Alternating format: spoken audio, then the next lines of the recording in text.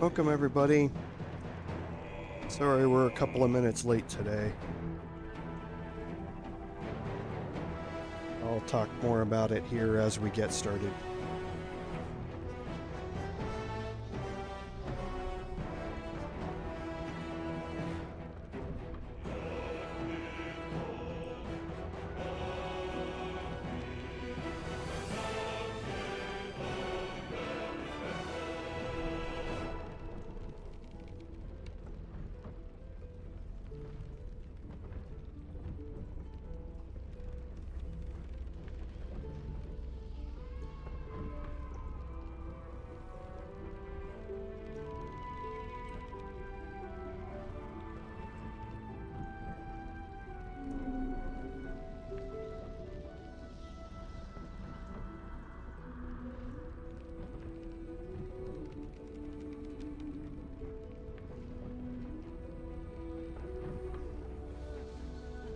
Welcome everyone to today's live stream, episode number 18 of our Baldur's Gate 3 Honor Mode gameplay series. I'm Commander Jorval, and I want to thank you for coming along on our journey today.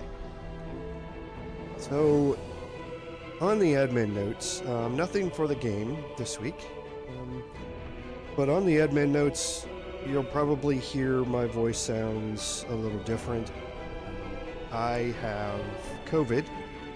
I tested positive for it yesterday after I got back from a conference that I was at for work, and it's hit me pretty hard the past couple of days, so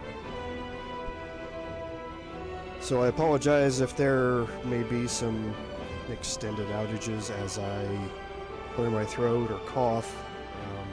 I obviously have a sore throat, so things are a little bit bad on the coughing or on the talking part, and I may have to take more breaks in speaking because I'm short of breath. This morning I was getting chest x-rays and all of that sort of stuff done to getting prescriptions if necessary from my doctor, so that's why we're delayed a little bit today. So bear with me for today and for tomorrow for the Paladin live stream, as there may be some weird talking and some delays. There's also going to be a quick phone call that I'm going to have to take with my general practitioner, who's going to be calling me back here once the full reading on the chest x-ray is back. So we'll see if that happens during the live stream. If it does, I'll just put the be right back thing up, and it shouldn't take more than a couple of minutes to get through it. I'll certainly be right back. So, but yeah, I think that that covers it. So on our recap, at the end of last week's episode, we had gone through a whole lot of cheese. We had gotten some legendary armor from Raphael by beating him down in camp, and he's going to carry those scars with him for a while, throughout the rest of the game, in fact. And we had picked up a legendary greatsword from the Githyanki Patrol, and with that, we are ready to continue our adventure into the end of Act 1. Some people call it Act 1.5 because it was not in early access, and that is the Rosymorn Monastery and the Githyanki Crash. So today, because of COVID, I had very little chance to do any preparation for today. So today we are not going to get into the Githyanki Crash. Normally, once I get here, I would beeline for the Zaithisk and do that. But here in Honor Mode, I get one chance to do it, and I'm probably not thinking all that clearly, and don't want to mess that up just because I haven't really paid that much attention while I'm, like I say, dealing with all this stuff going on right now. So, but there's a lot to do in the Rosymorn Monastery, and that's what we're going to be focused on today. So let's go ahead and jump in here. I can't click continue. I'm going to have to go in manually so you can see all my playthroughs that are currently going at the same time.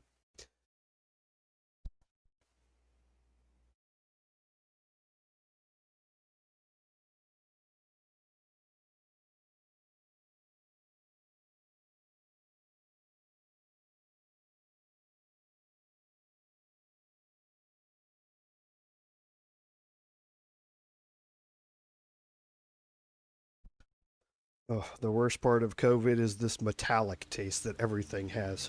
I'm trying to stay hydrated, and it feels like I'm swallowing a mouthful of pennies. So here we are, back in camp. We probably have some camp conversations that we want to have after we dealt with Raphael here. So let's go around and quickly check on those. Now there's a bloody devil trailing after us. Well, this gets better and better. Shop around, he said. He seems sure we won't find anything. And he might be right. We've had no luck so far. Maybe. But all that, take your time, I'll wait nonsense. He's playing with us. Cazador liked to toy with people too. Let them think there was hope, right until the end. Until he snatched it all away. Creatures like them don't play games, unless they know they can win. Maybe. But he's not the only one spinning a web for us. This is no ordinary mind flayer parasite. Who tampered with it, and why? What do they have planned for us? And why are we important enough that a devil comes knocking on our door? If we find those answers, we might have a chance. Okay, we'll check with him again just to make sure. I suppose you want to hear about Cazador. My old master. Before the mind flayers took me from him. Before this strange, twisted freedom. Cazador Zar is a vampire lord in Baldur's Gate. The patriarch of his coven and a monster obsessed with power. Not political power or military power, I mean power over people. The power to control them completely.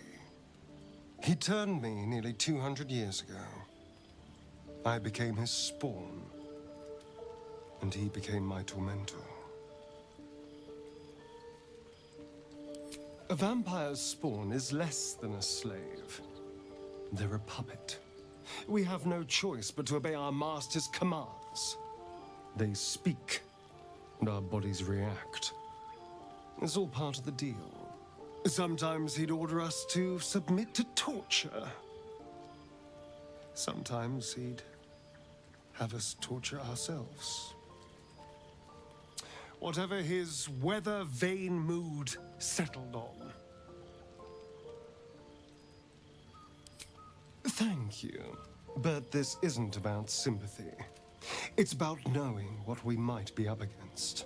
The Mind Flayers aren't the only monsters out there. They're not even the only ones hunting us. All I'm asking is that you keep your eyes open and watch out for anything lurking in the shadows.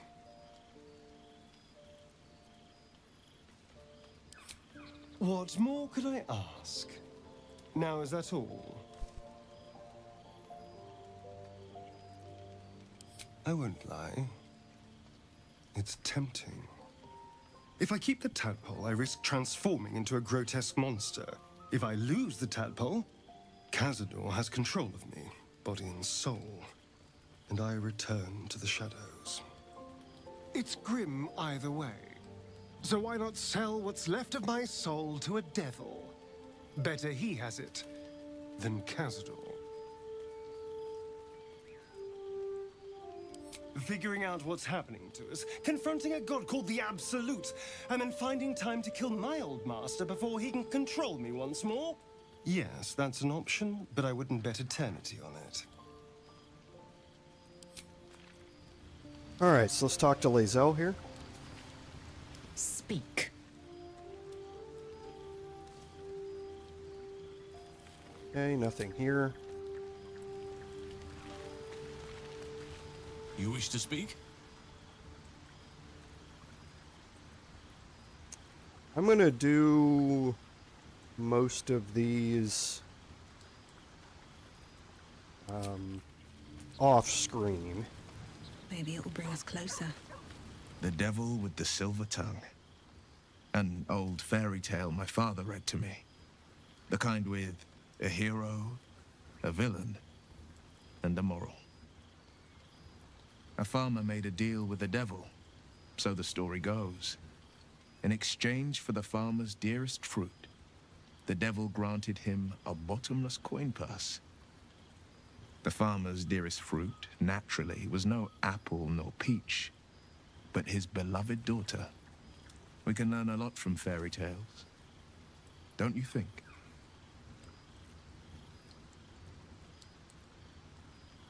Refuse him no matter how tempting the offer, no matter how delicious the feast he lays out for you.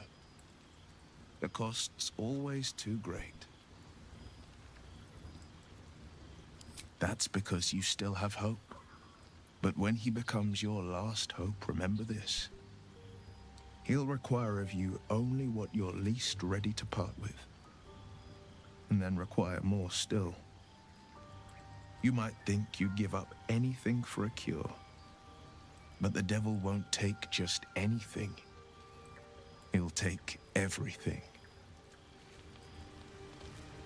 Okay. Well met.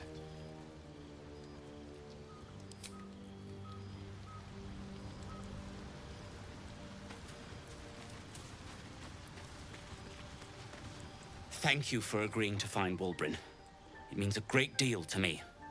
Indeed. And for Gale. Do you feel as flattered as I do? Fighting to dine with a devil.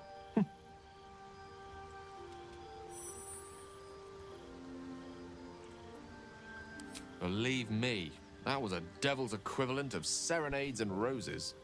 Don't let his bluster fool you. All that talk of desperation merely illustrates his own. I think he wants something from us, badly.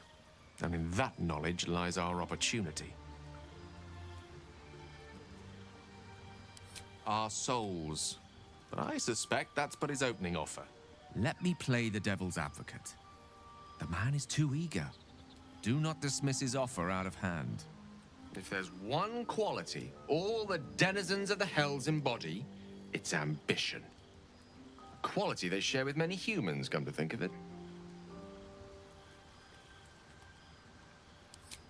I'm the foggiest. But, based on the evidence before us, we can make certain deductions as to why he sought out our merry band.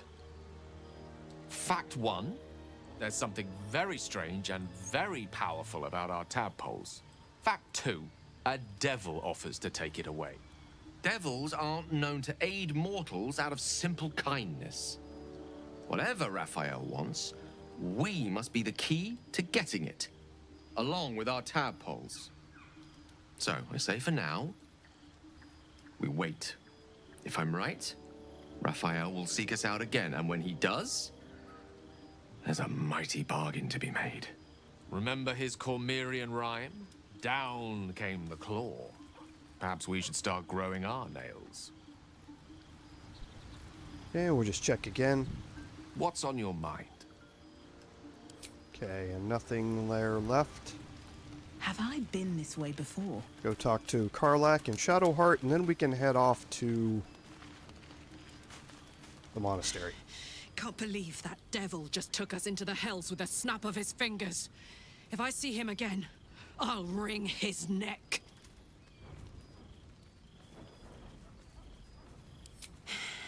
I knew I liked you. Raphael was his name, right? He's trying to lure us into a game he knows we can't win. I'm not playing. Glad you're not either. Okay, and last is Shadowheart. Bloody hells. Literally. Just when I think I've got a grasp on our dilemma, a devil shows up. No matter. We've dealt with every other oddity thrown at us lately. We can handle this one too. Now, as for this Raphael, he knows our secret. He claims he can help. What do you make of him? No doubts at all. He seemed powerful and very knowledgeable about our problem. Not the worst prospect we've stumbled across. As long as you can look past what he is. Good. That's what I wanted to hear. He's clever. My order uses the same tactic when dealing with enemies of Shah. You don't need a scourge or a rack to break people. Fear and self-doubt is sufficient. When actual pain comes, the victim's already done the heavy lifting for their torturer. There were no right answers with that devil. He was toying with his food. Us. Perhaps you didn't. See? Sowing doubt is an old trick. Watch out for it. And for Raphael. Okay, so we've got Lae'zel in our party, which we definitely want to have as we go through this. And like I say, because of the COVID, I didn't have any chance to do any more outfitting with her. For the most part, her weapons and her main armor are already kitted out, so that's not a big deal for us. We do, however, want to look at the other equipment, her gloves, her boots, and her jewelry. So let's look at the various boots that we still have here. And the various gloves.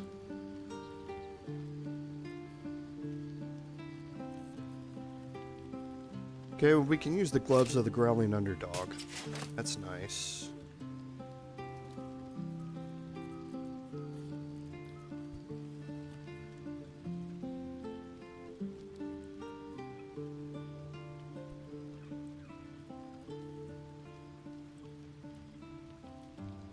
Yeah, we can put on the Linebreaker boots. No reason not to utilize those. And as far as the rings go, we're just going to swap over all the ones from Karlach here. Actually, it's probably better if we put the Disintegrating Nightwalkers on there, and we'll send these to camp.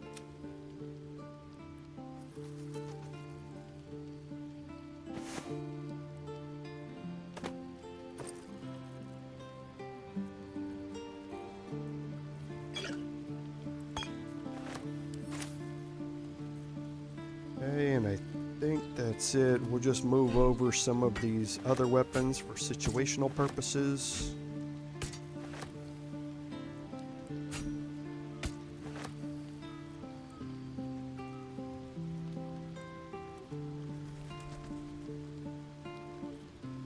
And yeah, I think that's it. Because yeah, the Giant Breaker is fine.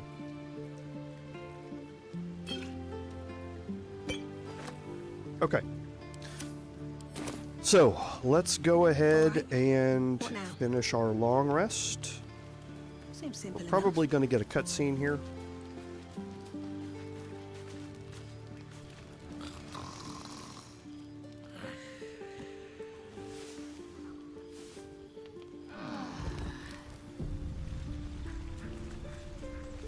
Okay, no, we're good. And I do apologize, David and Rudy. Thank you for being here. Like I say, I was a bit distracted here getting started, so I do apologize. Hello. So, just to start off, we're going to get Astarion.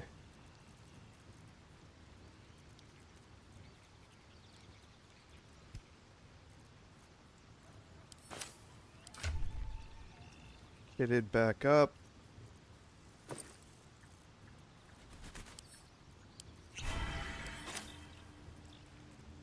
Okay. And then as far as his weapons go, he doesn't need Watcher's Guide anymore. And we're definitely going to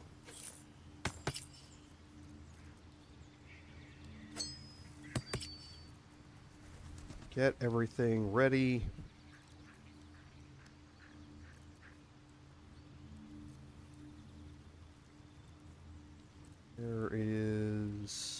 There they are. Okay. So now quickly, I think we're okay. So again, we talked about them last week. We picked up the Silver Sword of the Astral Plane for Lae'zel. So she has a good increase in damage here.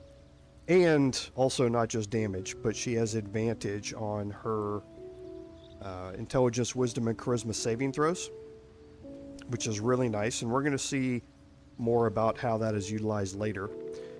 And then we also picked up the Helldusk armor from Raphael. That's heavy armor. However, you're considered proficient with it while you're wearing it. So even if you don't have the heavy armor proficiency, you can benefit from it. And that's why my Bard is wearing it for now. That's going to up her armor class all the way up to 24 right now. No time to rest. Which is really, really nice.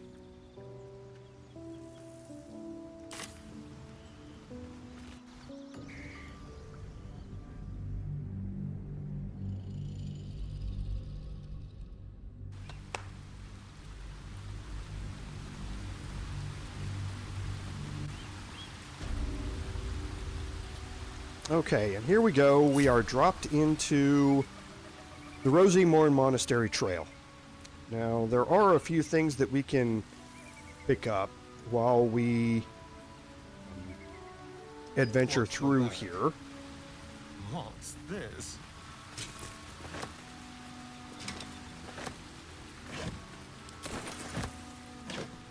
And as usual, we're just going to loot everything that we can. And it is just a beautiful game. It just really, really is. And remember, all of this location is being rendered right now. It is accessible terrain.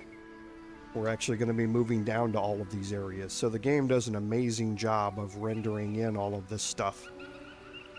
It's not like a predetermined background like some of this, that it just has to render it in. This is actually accessible terrain that it's rendering in as well. So it does a really, really good job of managing the in-game assets here.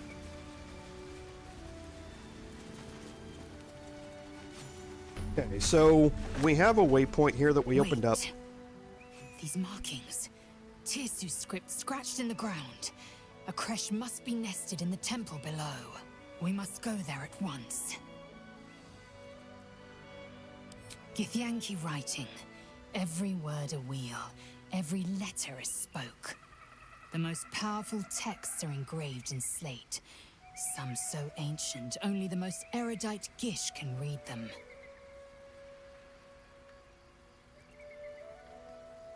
You don't have to trust them, only to trust me. I have not failed you yet, and I have no intentions of it now. I don't need you to believe me for it to be true.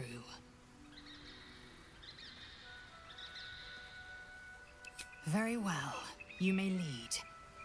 But if we stray too far that our chance is lost, I'll make my way there alone.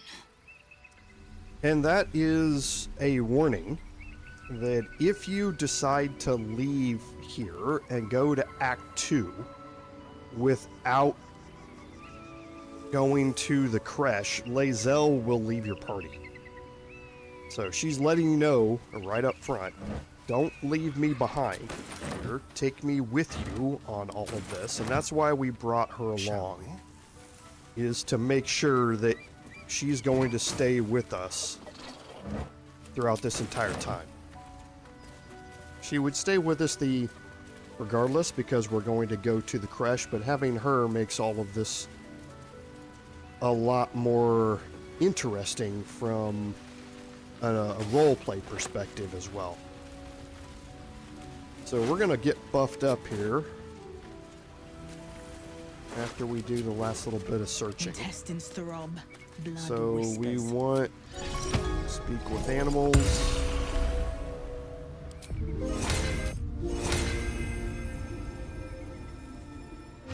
want Longstrider.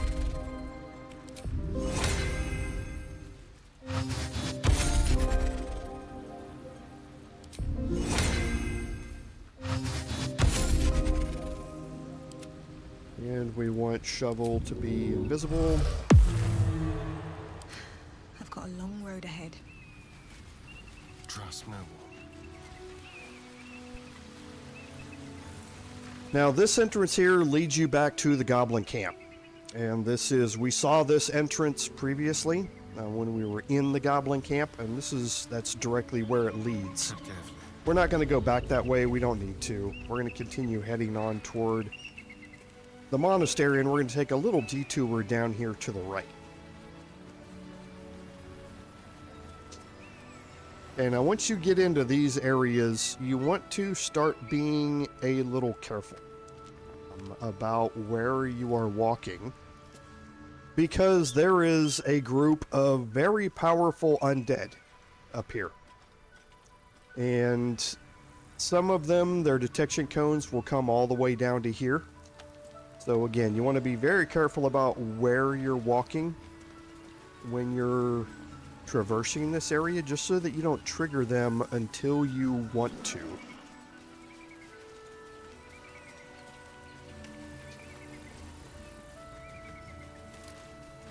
But we can do some searching up here.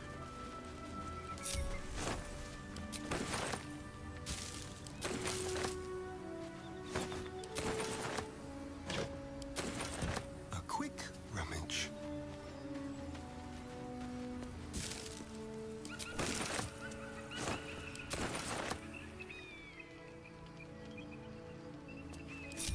Blessed be you, pilgrim. Take respite now in the dawn's loving gaze. And we're going to learn more about this. Lathander, god of dawn's sun. Not exactly favored by my kind. And I wasn't actually planning to pass that check, but yes, now we know that this is dedicated to the god Lathander, the god of the dawn. And now down here, we can see Lady Esther. Something's on my mind. A friendly face. Oh, you are a sweet, sweet blessing, my dear. You know, I've had nothing but trouble all day. I've been accosted, chased, insulted. Look over there. Do you see that wretched little hive? Oh, it certainly looks that way.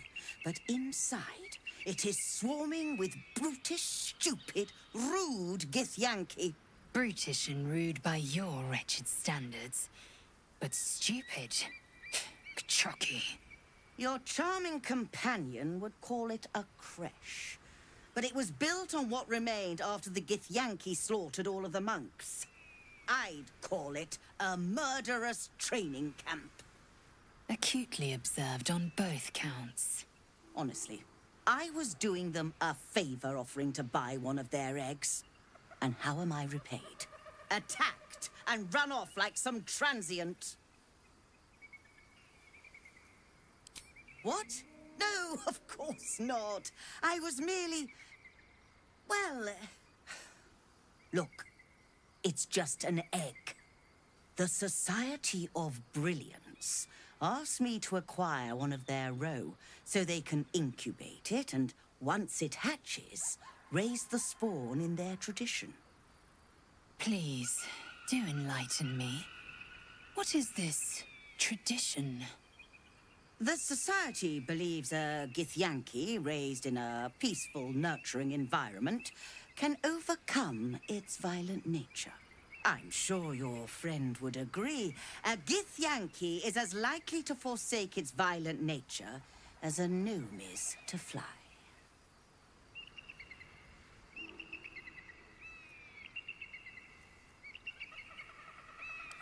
Perhaps you could help me then. I may not be welcome there, but surely a person with your charm and worldliness could get into the creche. And once inside, you could simply purloin an egg. Steal one of Gith's own. I will slit your throat for even suggesting it. I'm not talking to you. You'll be well compensated, of course. Just bring me an egg. Okay, now this is going to start a quest line where you can either give her, you can go find a Githyanki egg and give it to her. You can actually give her the owlbear egg if you still have it. Or you can refuse to do anything for her. The giving her either egg has a repercussion in Act 3 and can lead to a fight, but will lead to the death of some NPCs in Act 3 that you can interact with. So if you don't want to deal with that, then you definitely don't want to get involved here. If you don't get involved, though, there is another outcome to taking the egg that you notice at the very, very end of the game, as long as you plan correctly for it. And that's what we're going to do here. We're not going to give her a Githyanki egg or the owlbear egg. That just seems wrong from a role-playing perspective. But even if it wasn't, I don't want to lose access to those NPCs in Act 3. So I'm going to do a couple of things. One, I don't like the fact that she's trying to buy it anyway, so I'm going to go with a persuasion check here. Just get some money up front. It's a pretty high DC for this.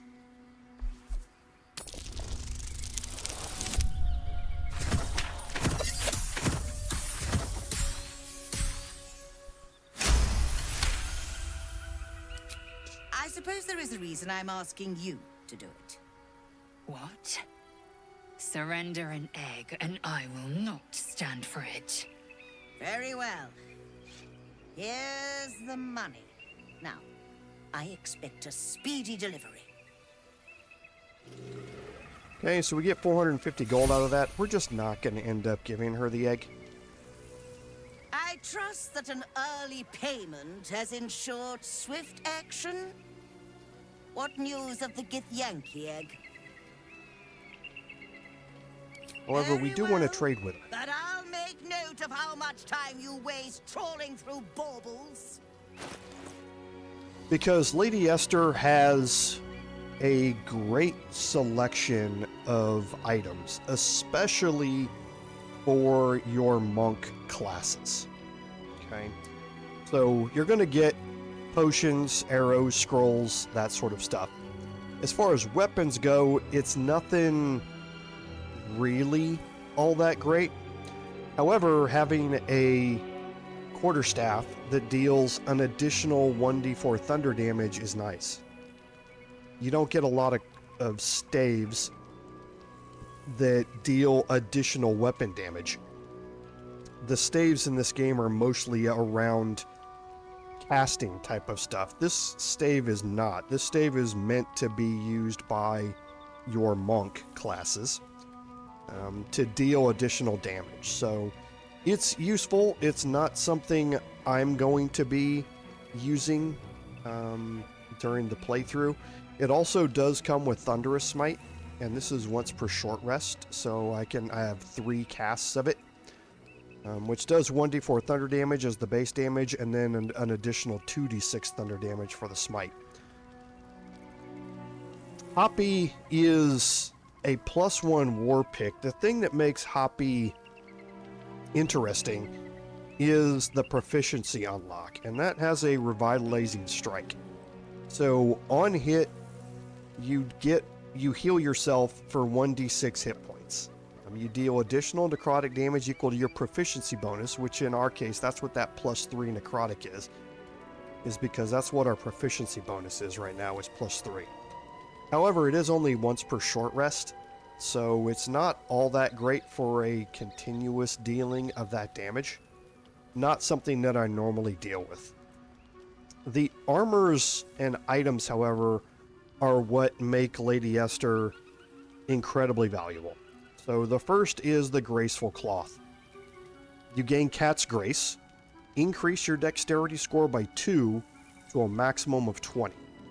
Now, Cat's Grace is you have advantage on dexterity checks and you only take half damage from falling. So that's just passive, goes onto your character, really nice.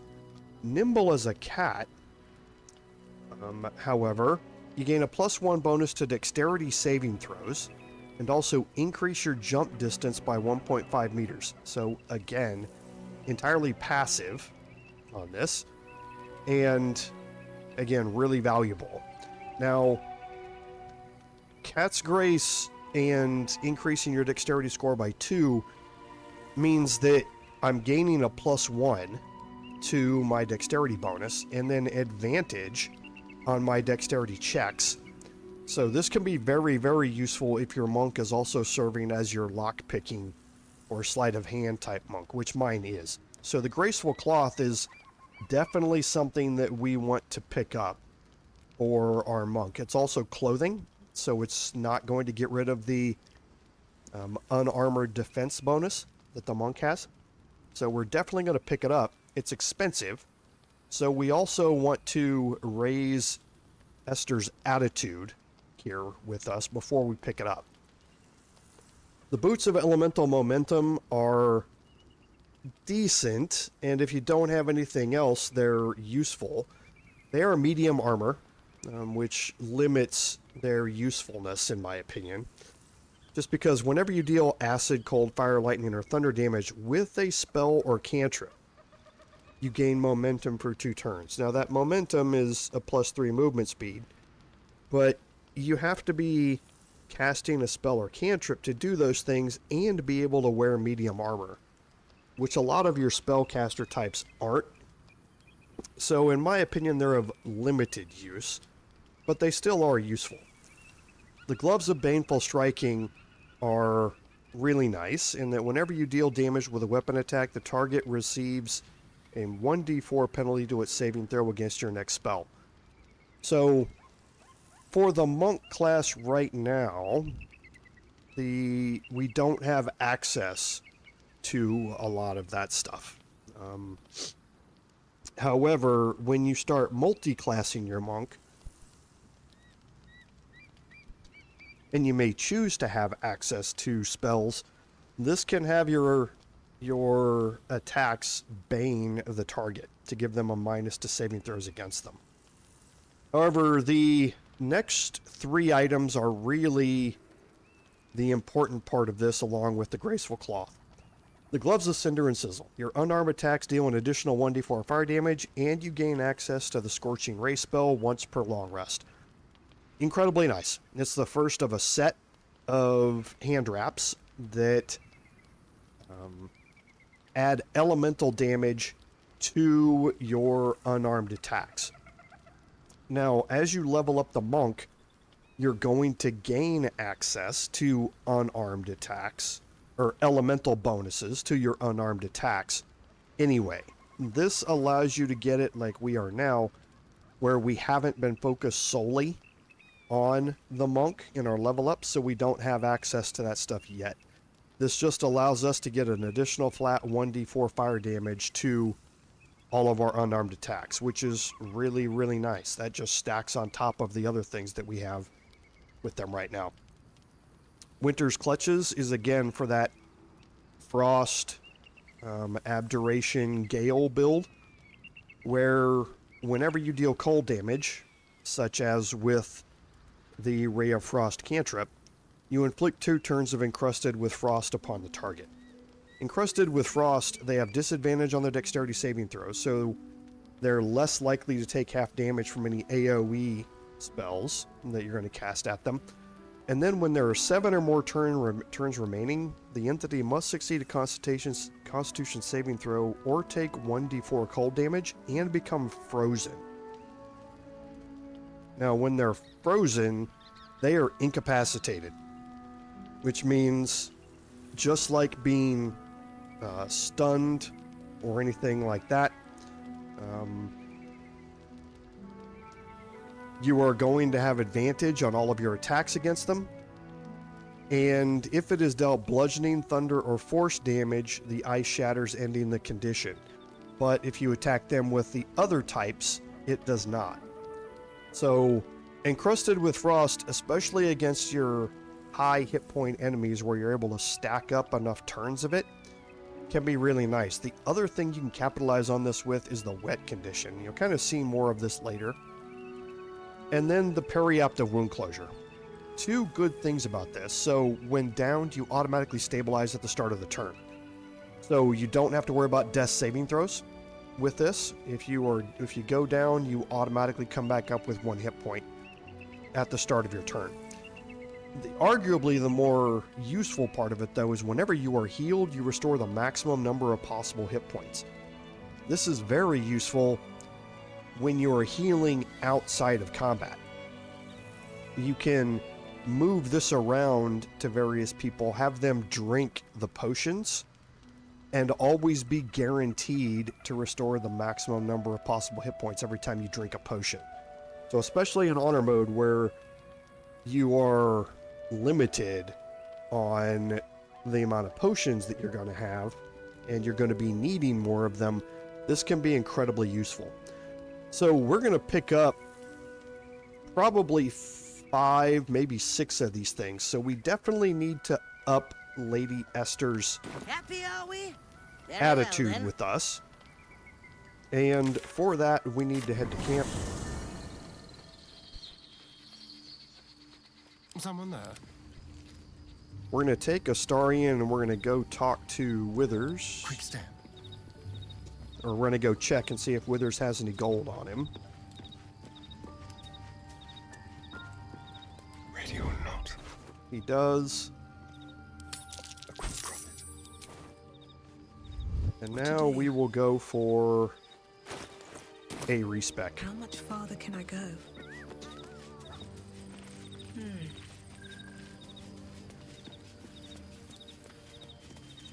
Thy wheel of fate turns ever to the dark.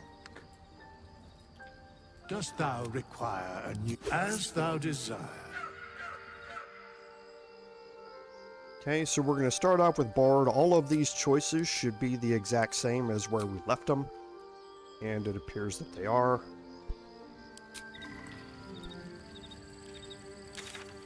So now we're going to leave camp. Go talk to Lady Esther. Now the good thing about getting that upfront payment from her is that we can turn around and utilize that money to raise her attitude and not be out any gold at all. Early payment has ensured very well, but I'll make note of how much time you waste trawling through baubles. Because we got 457 gold from her, and we're going to give her 400.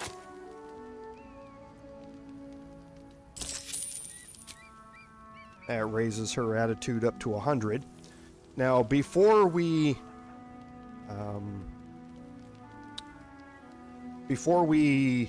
turn any, or before we buy anything, we want to get our persuasion back up where it was. Okay, and to do that, we're going to do a couple of level ups.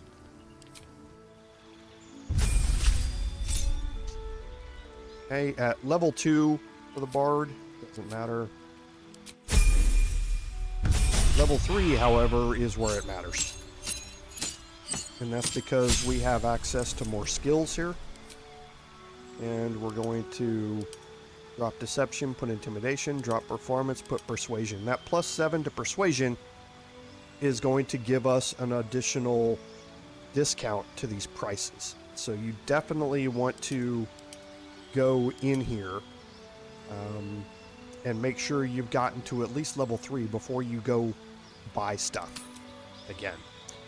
Now my subclass is College of Swords, my fighting style is dueling, and my spell here, I normally pick Enhance Ability, and then I replace that spell that I picked with Invisibility. And now I'm going to stop leveling up here. Let me make sure. No, I'm not. I'm going to level up here because I want the feat. The actor feat is going to give me charisma +1 as well as the additional expertise to deception and performance. That's going to up my charisma to +4. That means that's going to up my persuasion checks by an additional +1.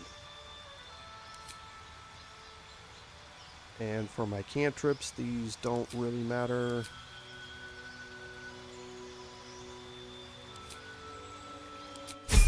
And now I'm going to stop there.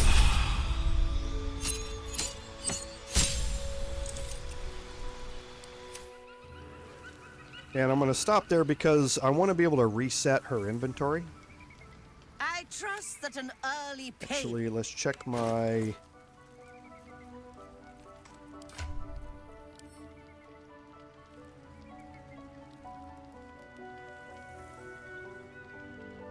Okay.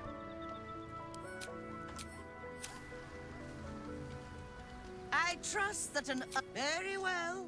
But I'll make note of how much... So now we're going to go through and pick up the items that we want. So we definitely want the Graceful Cloth. And what was 2,100 gold previously is now 1,785. So that's 315 gold saved just on the purchase of that one item. We gave her 400 gold, so now we're 85 gold in the hole still. And we're going to make all of that back by purchasing the other things here, which again used to be over 600.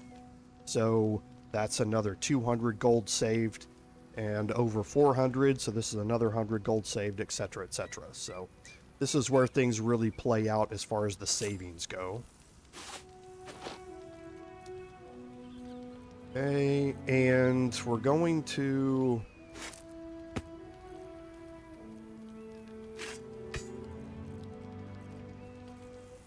drop off a bunch of stuff that we can sell here.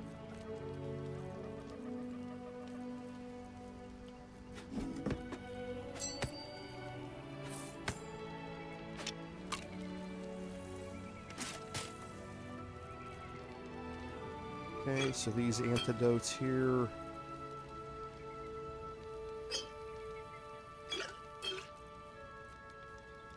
Again, these are all the potions that we picked up from Auntie Ethel, all the poisoned apples, all the rotten food. Bitter Divorce we don't need anymore. So we've got 3 trap disarm kits, so we can get rid of these.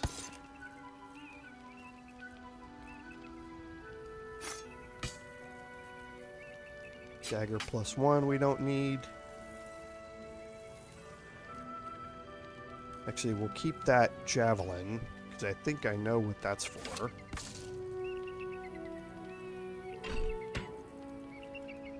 All of the masks.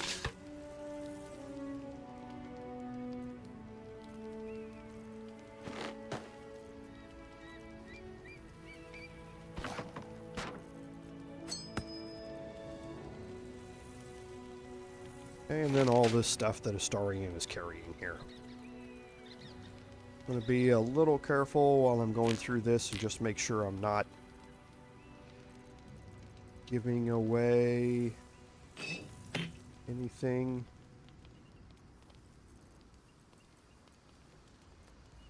The grease bottle.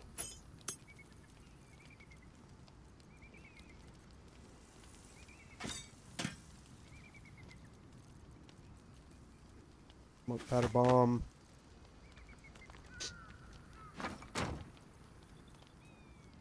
Okay, so I think that's good.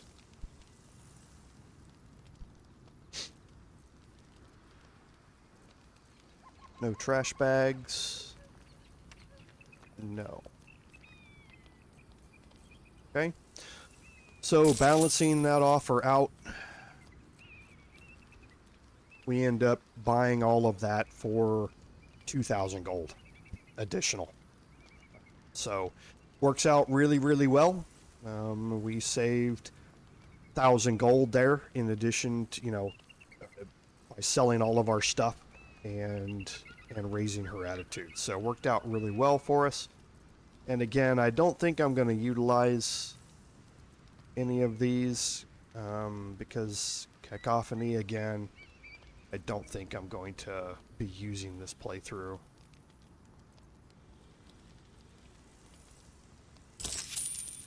Hi. Happy, are we? Very well, then. So let's do some equipping for Astarion here.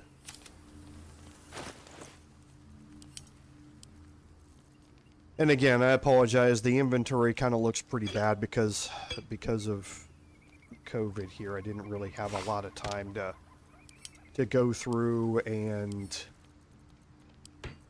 do a lot of prep work offline. So I apologize for what it looks like. So let's take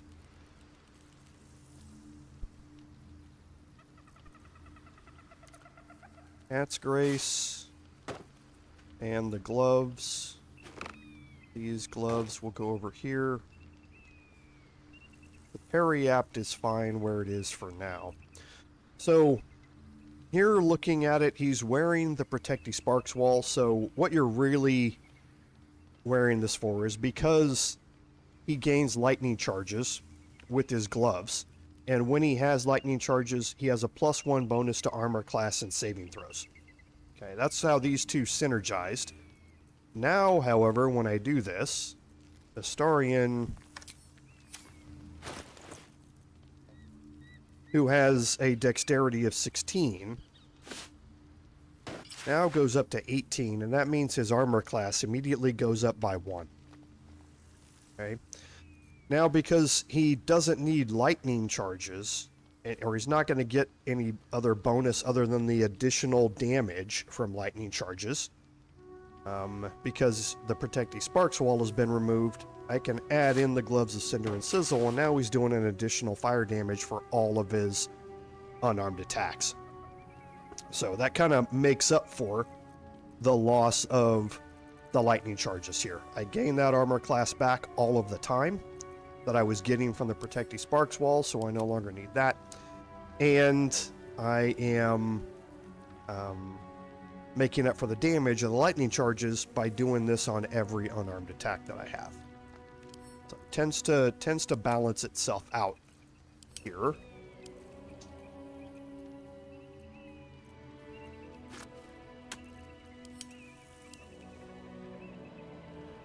Okay. And then, remember, I do have the armor of uninhibited Kashigo, so I can situationally drop this in and use Patient Defense to make an unarmed attack against any attacker that misses. And that might be good for what we're about to see happen in this next encounter. So I'm probably going to swap this out.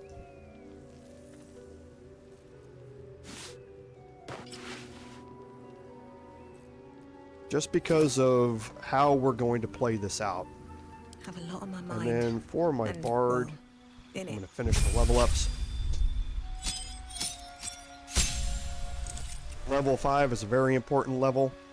Getting me my my inspirations back on a short rest. I want to have Glyph of Warning here as one of my spells. Going to be very useful inside the creche. And here I gain my extra attack, which is extraordinarily useful. The plant growth is going to be very, very useful for what's coming up.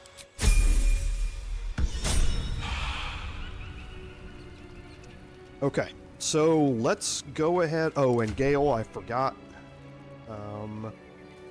we're going to put on Winter's Clutches.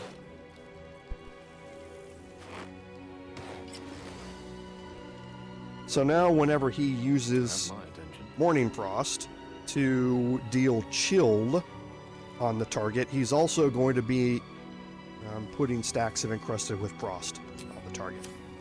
I have such a headache. So now let's get ready for this section here. Now this way up here leads to that same area that I talked about that has the undead in it. Now this way I'm going to take Astarion up. Actually, yes, I am. If the gods are watching me. Everybody else going to go back here. Because this fight can be rather intense, and it can very quickly get out of hand.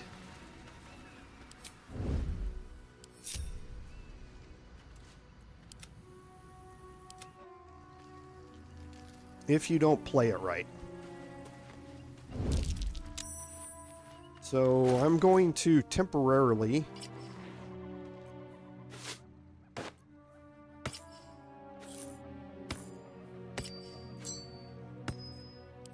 put back on my thieving gear here.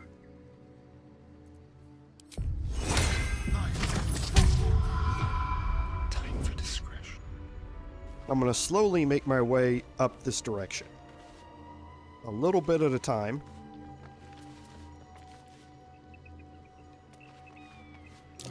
A trap.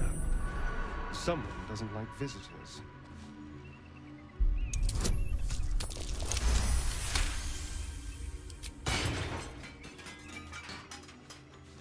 I want to be very careful Traps. about how far up there I go, because you can see a detection cone.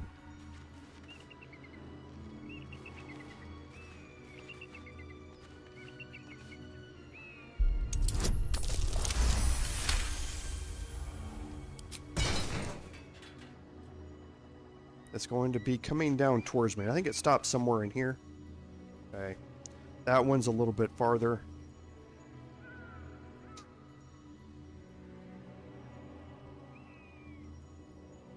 I'm going to look here real quick where this one comes down to.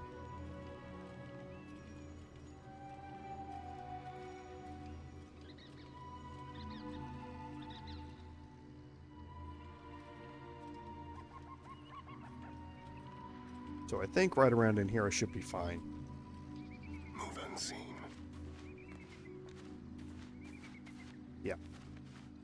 Should be fine right here. And now you can kind of see what's up here. We have 2 Death Shepherds.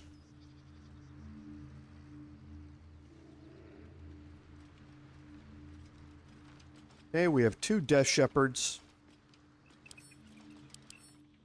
which have Necrotic Veil, so they have 20 temporary hit points. And while they have those temporary hit points, they're resistant to all damage, except radiant damage, and they can't be turned. Okay, so getting rid of those additional 20 hit points is a priority that you want to do. They also have extra attack, which is not nice to deal with. Then you also have ghouls. Okay, now ghouls have a really nasty attack that can paralyze you. So you definitely don't want to engage them with melee combat if you can avoid it. And since they have the Undead Ward, which is from the Death Shepherds, you can see it disappears when they're not in range of a Death Shepherd. But while they have it, they are again resistant to all types of damage. So focusing the Death Shepherds is a priority, but you're never really going to be able to do that, in my experience here. So we have 4 ghouls, and then we have a ghast.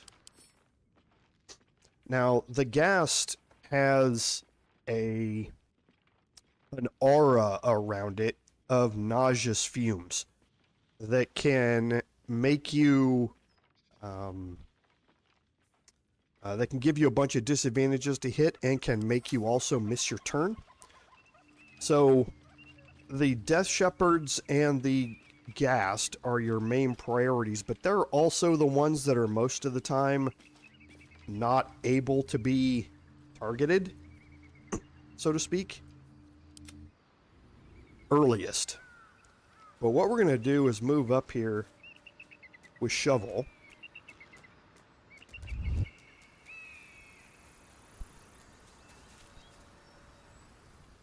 And see if we can get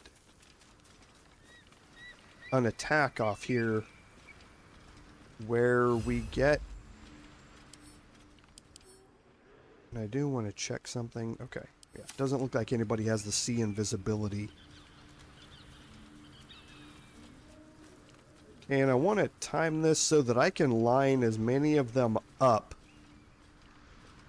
with a fireball as I can. And this, I think, is normally pretty good here. Right here. Okay. So... Oh, I don't have access to level 3 spells yet. Duh.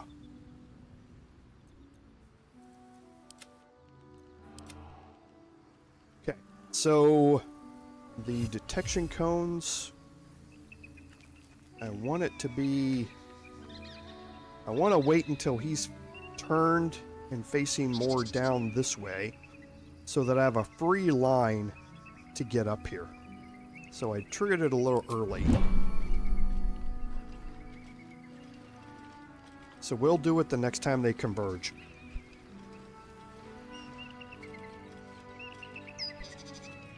And our hope here is that we can trigger a surprise round.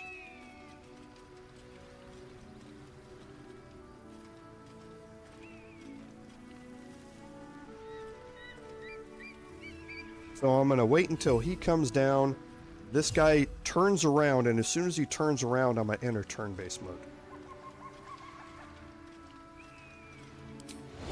Right here. Now I should have a free range up here. I do.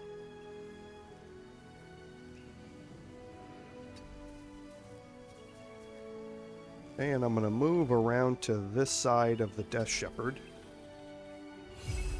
and see if I can get a surprise round.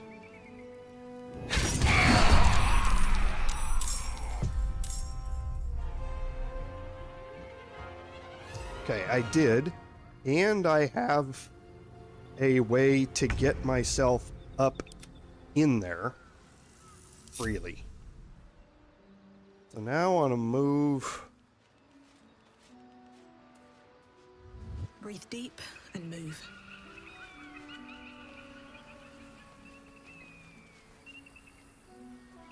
Back around this way.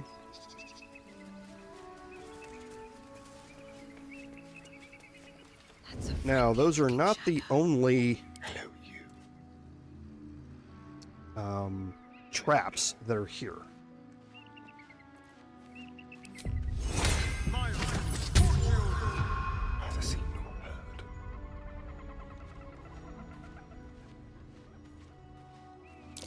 Be careful. There are traps about.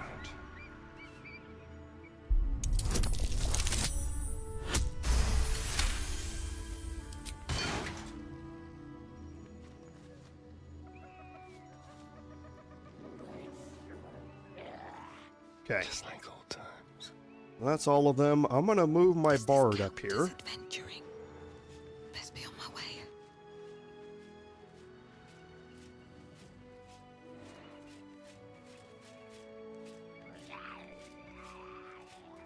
With the high armor class that we have.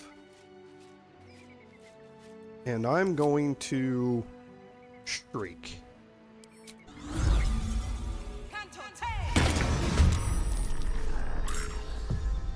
Okay. And now again, I'm going to start focusing the Death Shepherds here as much as I can with this. Quickly then.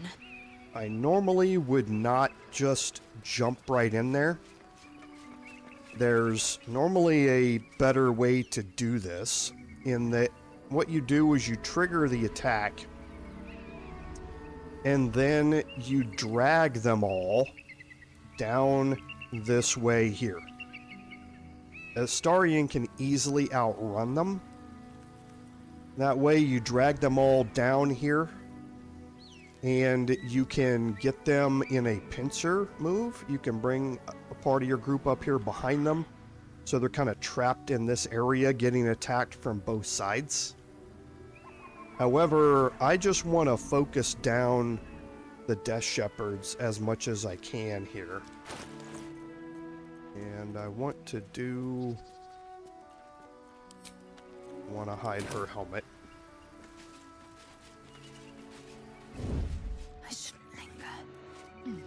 Because we're going to go in here with Soulbreaker.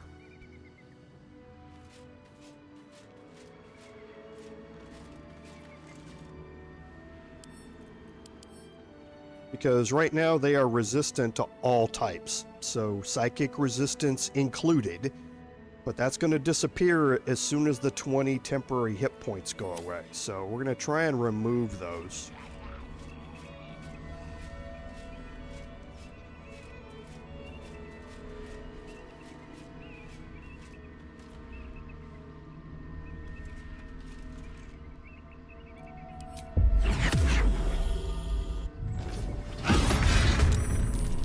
Okay, so he's been stunned, and his necrotic veil is gone, because the 20 temporary hit points have now been removed.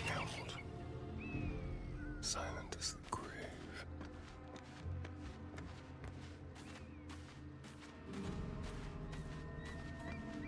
I don't know if I'll be able to get close enough to this one to attack him or not, but we will see.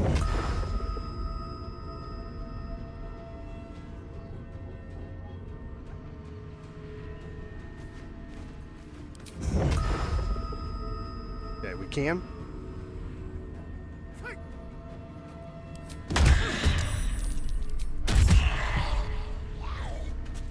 Okay, so his temporary hit points are not gone yet.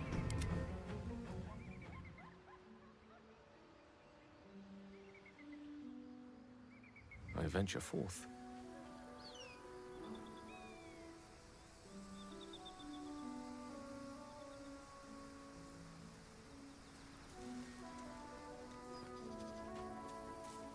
Coward's root.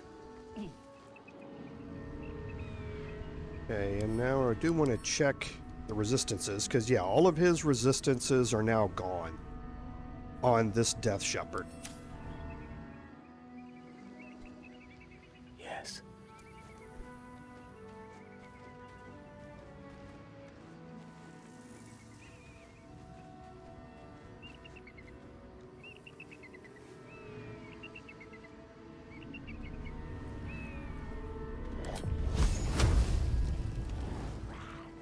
See if I can move back a little bit more and still cast that. Can.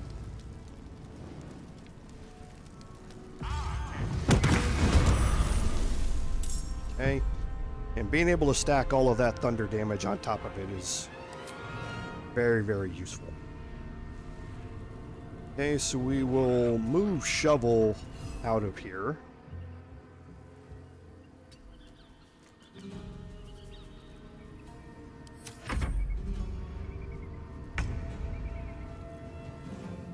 Okay, so for me, I definitely want to heal Lae'zel, even though she doesn't need the hit points. That gives her weapon dipped in poison. Now, I don't know if... Okay, so we might be immune to everything. Yes, we are. So, that was unnecessary, but... Cost of one spell slot, I'm not too worried about it. Cut and run. Okay, now Astarion's going to get his full turn here. So let's try and just remove these last 4 hit points. Okay, perfect.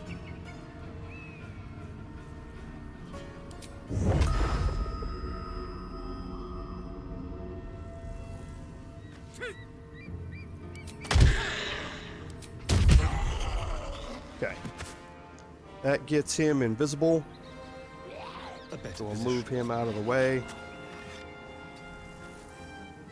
Creator, destroyer. Okay, with tempestuous magic, I can fly here and kind of get out of the way, which I'm going to do.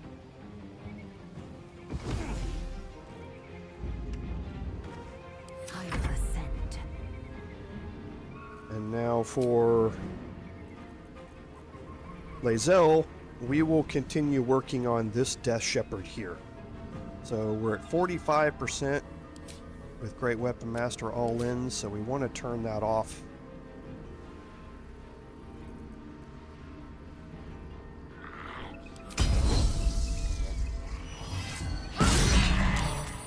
Got all the damage riders that are getting stacked up there.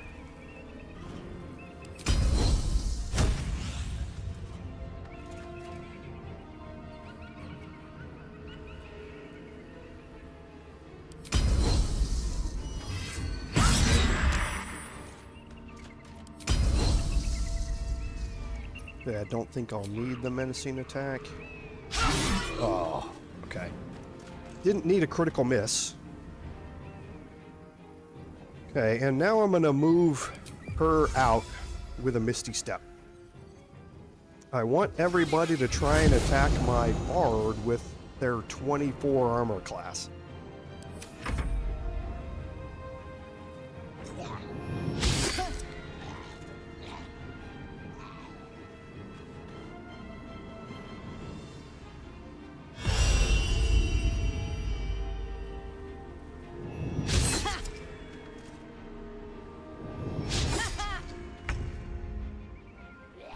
Remember, every time that they're attacking me and missing, they're gaining a turn of reeling. So they're going to have -1 to attack rolls for every time that they continue missing me. And that's what pairs the Helldusk armor with the Adamantine shield so well, is the fact that you're going to have a really high armor class really early in the game, and you can inflict a -1 to hit on everybody who attacks you. Hey, Lord Henry, welcome. Yeah, it's going to be a bit, I think. This one's hitting me a little harder. But yeah, I appreciate the sentiment. Thank you very much. So we'll put Shovel back invisible again, and we'll keep him in reserve in case we get a really low hit point enemy that we can finish off.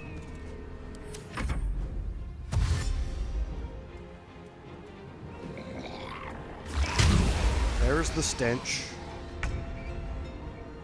Okay, now for me, it doesn't look like I'm in the stench aura, the ghastly fume aura. So let's start here with slashing flourishes, and again we're going to focus this Death Shepherd here as well.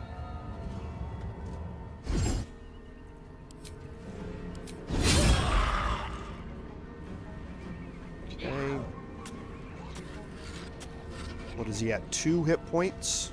We'll try and use Shovel to kill him next turn.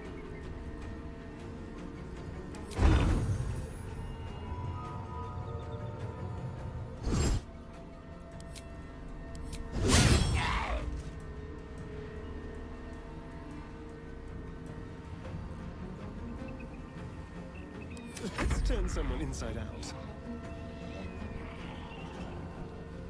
Okay, so where are my detection cones? So I have a big empty spot over here on the detection cones.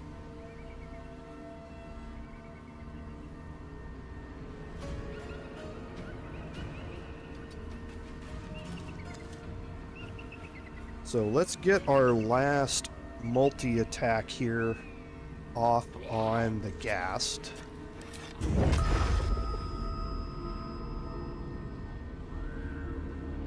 Actually, he's going to have Undead Ward. Yes, he is. So it would be better to get rid of the Death Shepherd here.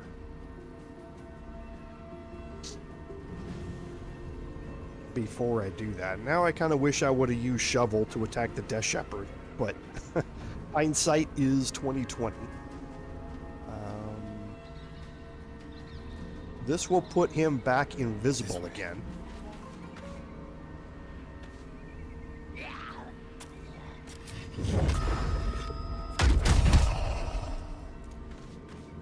Okay. That also does get me my unarmed strike bonus action.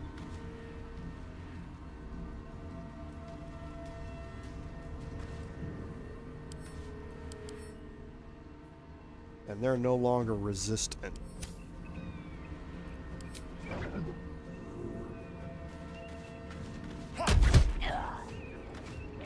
Okay, and now that we're done with our key points, we can remove Coralon's Grace.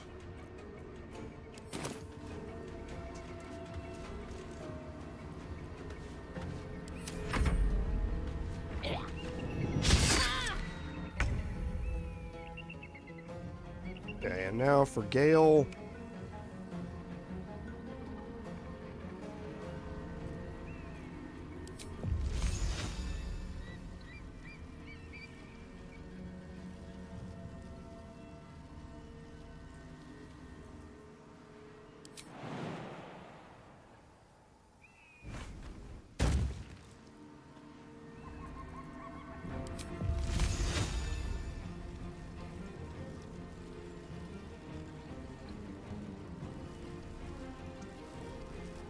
The ghastly fume here is kind of a little bit like fog cloud.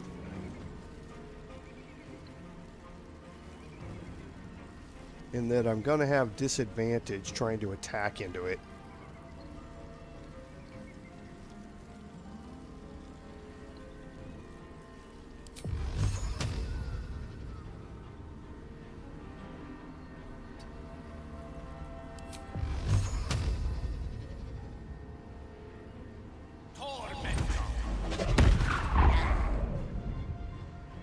But all of those got the additional thunder damage rider on them, so... I will ascend.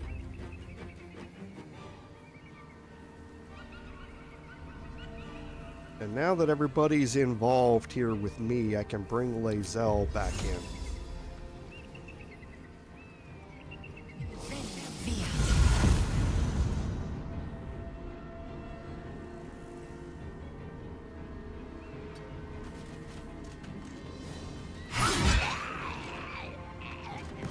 Perfect. Hey everybody, give me just a second. I think that's my general practitioner calling. Hold on.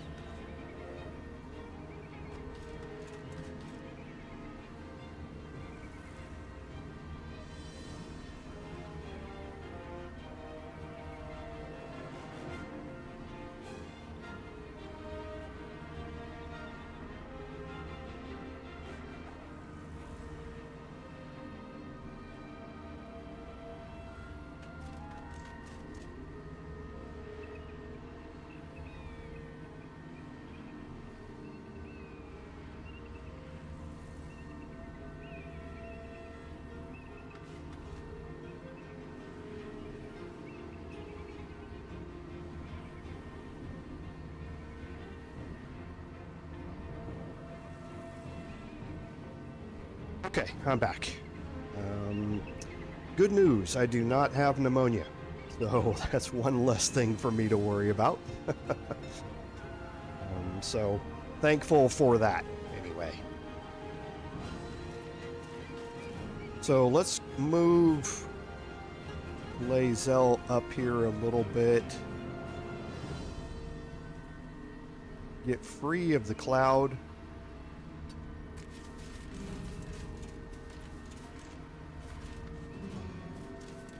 She must have walked through it. With that high a to hit chance, I might have a pretty good chance. Yes, with Great Weapon Master. So yeah, now I can one-shot the ghouls here. Yeah.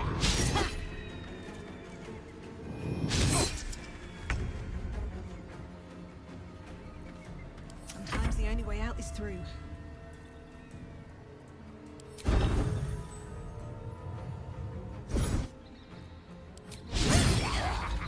I do love the animation for the slashing flourish. That jumping up in the air and doing the spin, that's really cool. Oh, it's just so strong too. Let's try and move around the outside of this.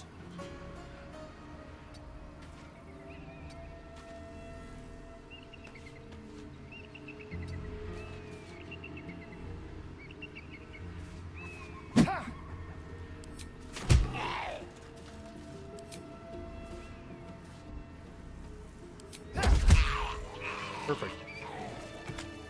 All right, so that went actually a lot better than I expected.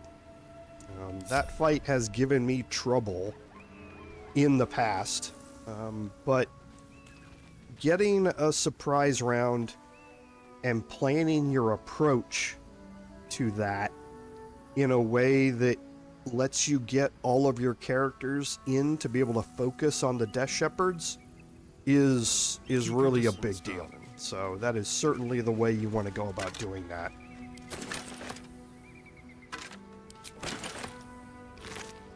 I don't think the ghouls mainly have anything. The Death Shepherds are the one that are carrying the armor and that sort of stuff that you want to pick up. And now here...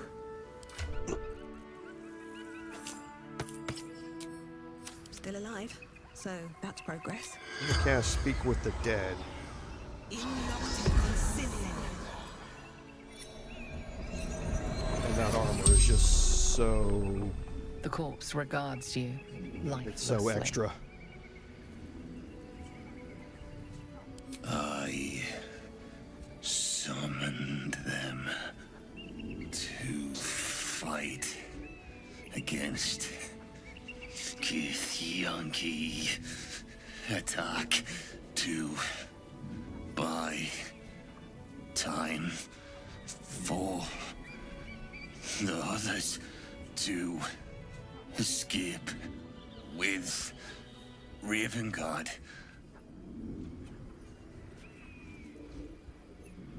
Stumbled upon them. Interrupted training while carrying out orders for General Thorm. The corpse remains silent. It does not know. Leader of true souls, chosen of the Absolute. The corpse remains silent. It does not know.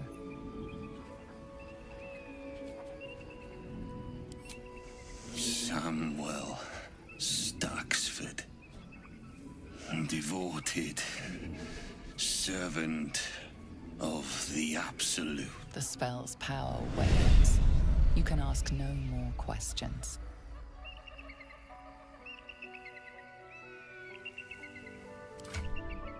Okay, so when I went into that, I was wondering why I wasn't getting any additional fire damage, and that's because I went into this whole thing completely with the wrong gear on. It just completely. Yeah.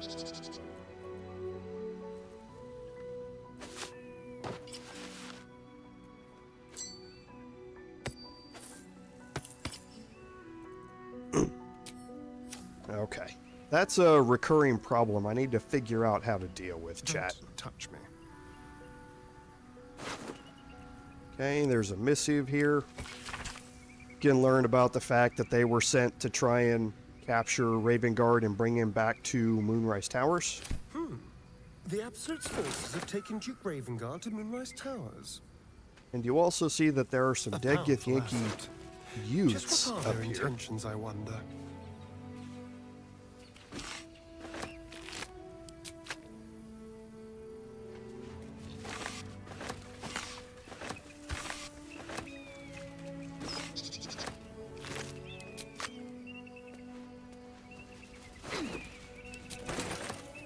Now you can continue on down this way. You'll get an encounter with Elminster down here.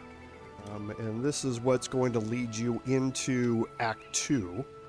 So we don't need to go all the way down that way for ourselves. Don't mind if I do. Yes, you do, Lord Henry. We talked about that when we picked it up. I had swapped out of the Cat's Grace armor for this encounter because I was expecting to be in combat with a bunch of enemies, and I might have wanted to use patient defense, but turned out I didn't need it. I was able to deal enough damage that the fight didn't drag itself out, which was nice. But yes, the Graceful Cloth is going to get me an additional +1 to my sleight of hand checks because it upped my dexterity to 18, and it's also going to give me advantage on those dexterity checks through the Cat's Grace ability that goes along with it. And this is how I will normally be running, is like this. But now I'm definitely going to take my first short rest. I need to get all of my Let's go hurt someone. inspirations back. And now I want to put... No, I can leave Coralon's Grace off now.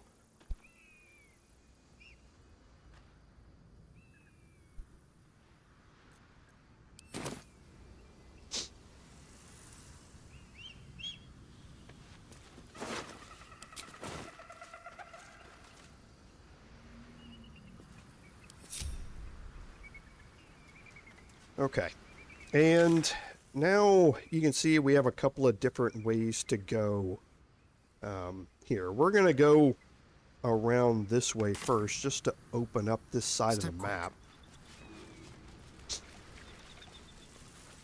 But again, we're not going to head down this way yet. We're going to save all of this. We can go pick up the balsam and read the plaque, but... That's curious.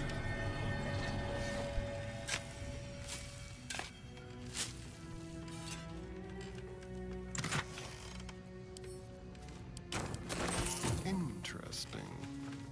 Walk in the way of dawn, for Lathander cannot protect you where the light doth not reach.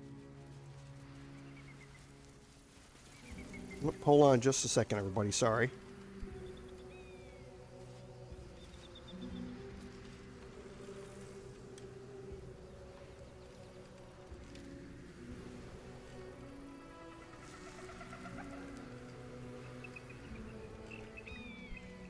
Okay, sorry, that was just my my location let me know that my prescriptions are ready. So as soon as we're done, I will go pick up some medication. Sorry for the interruptions. That should be pretty much the end of them.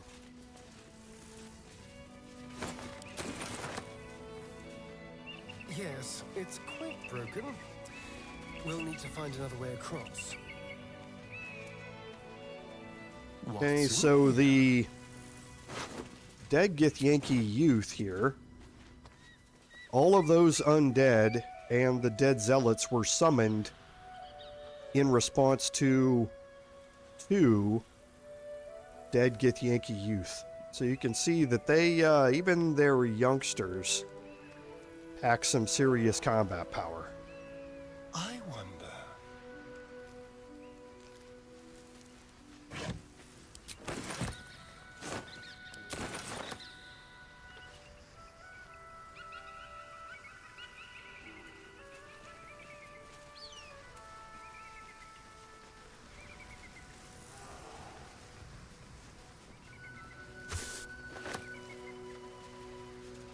Okay, we're going to make our way down here toward this area. As gaudy as any noble's palace.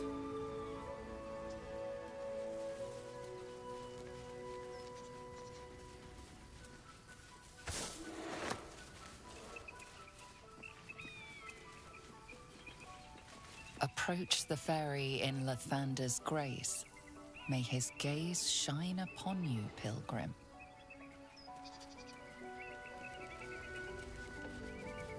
Okay, and now down here, there are two ways to get to the monastery. The first is riding this cable car.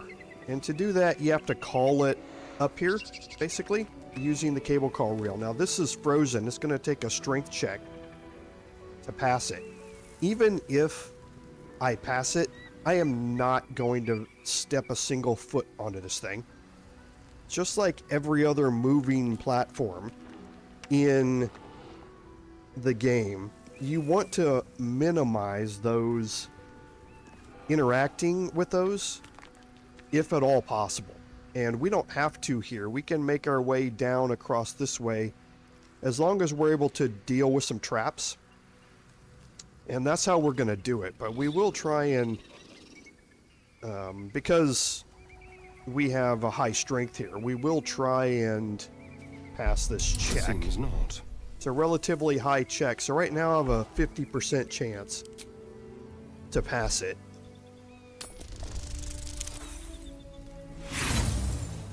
And we're not going to waste another, anything else on it. It's stuck fast. If we can't pass it, we can't pass it. I'm not worried about it.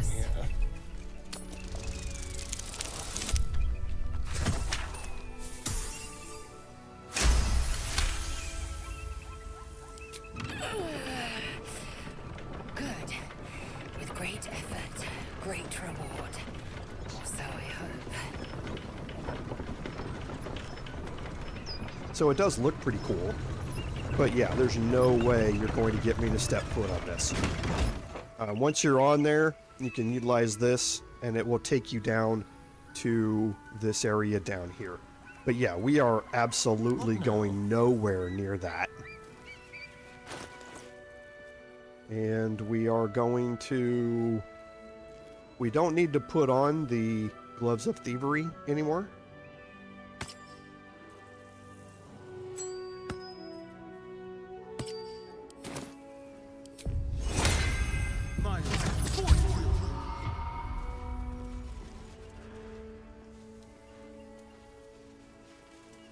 Down here around the corner, don't forget to go up here to your left.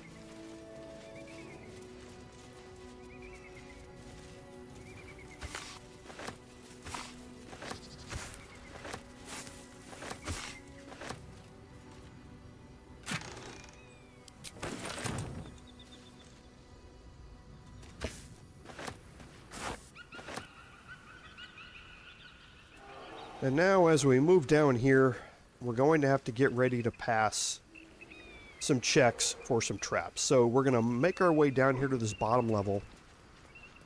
You can bring your entire group down here. As soon as you do, split your group. Make sure you have guidance. And when you jump over here, jump to the nearest point that you can. And start making your way up slowly.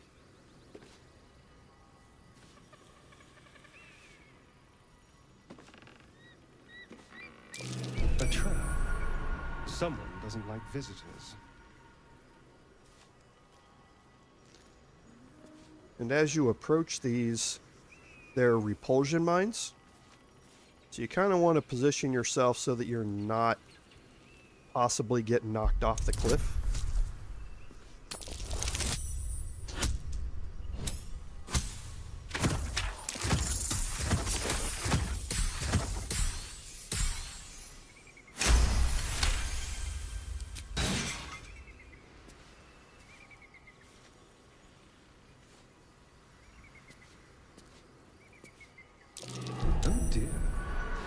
Okay, now this one's a little bit tricky in that you have really only one way to approach this. So try and get yourself lined up on this.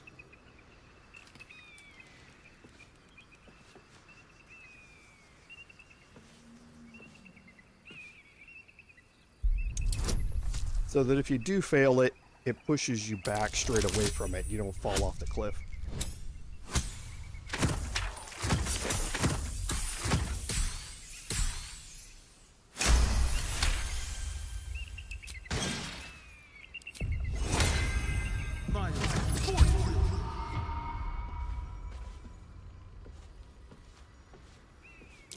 Be careful.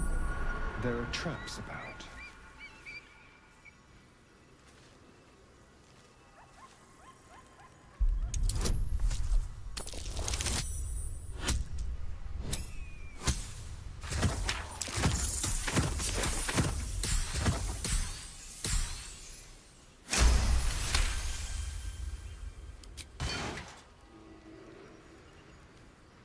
We're going to come back and deal with the Blue Jay here in a minute. I believe there's one more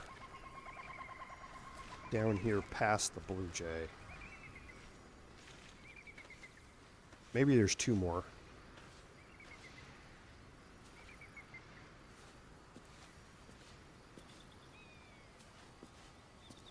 Or maybe I'm wrong.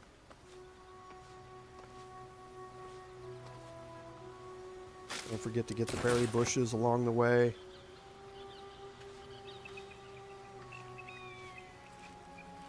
I thought there was at least one more. Okay, I guess there's not.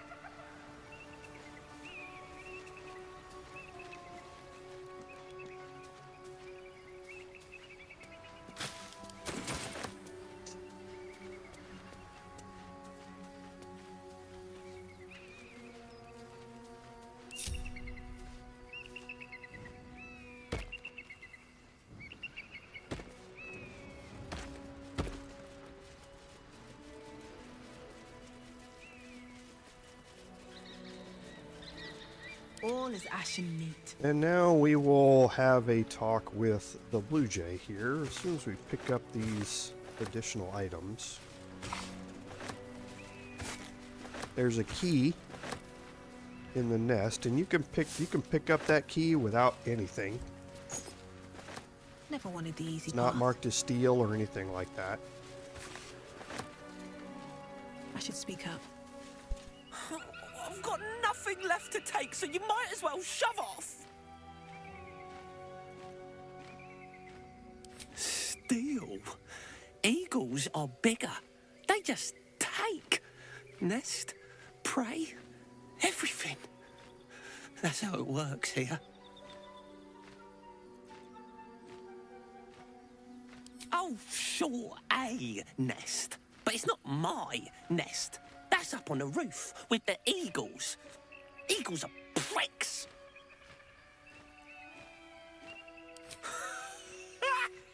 You?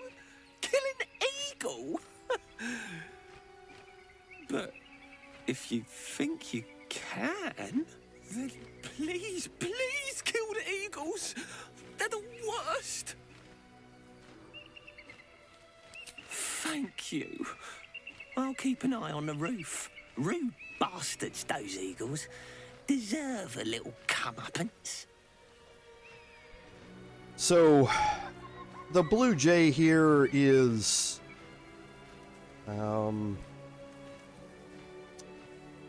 he's not a nice person. How's that? I could throw out some curse words to better describe him. But he's an arrogant little piece of crap. And if you talk to him some more, you learn that he kicked another bird out of this bird's nest to take it for himself. The nest up on the roof is huge. It's actually a giant eagle nest. There's no way it's his to begin with.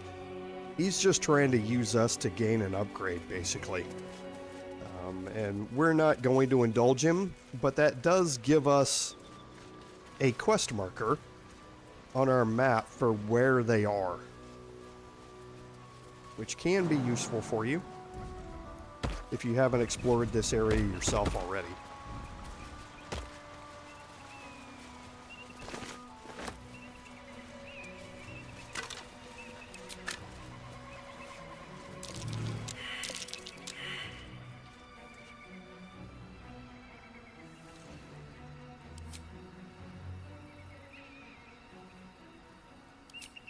Okay. How delicious. This one's right here.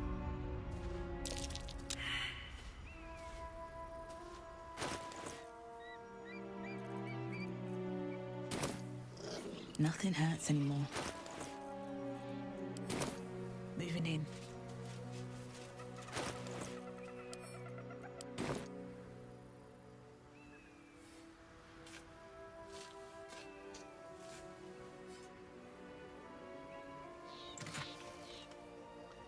Scroll of Slow is actually really nice. Don't sleep on slow, especially when you get into the Githyanki Crash and you get hit with a bunch of enemies that have extra attack. Slow can be very, very useful to help minimize the amount of damage you take.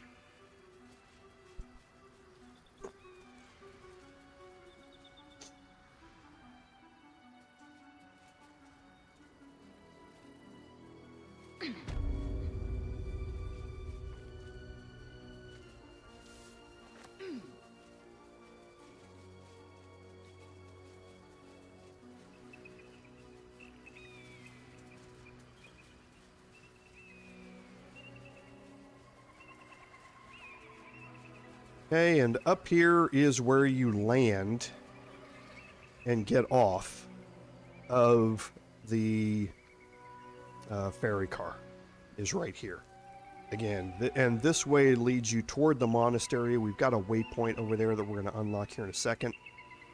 But let's go search around this corner again.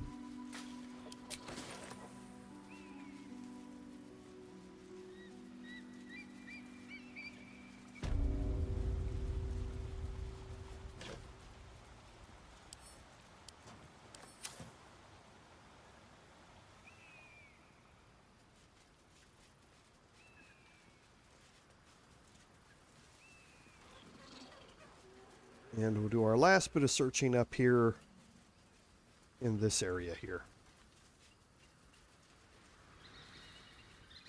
Wish I had a bag of holding.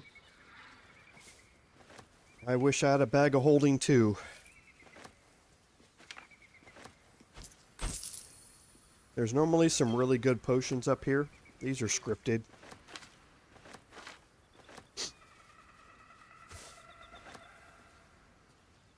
Don't forget the incense if you're picking everything up.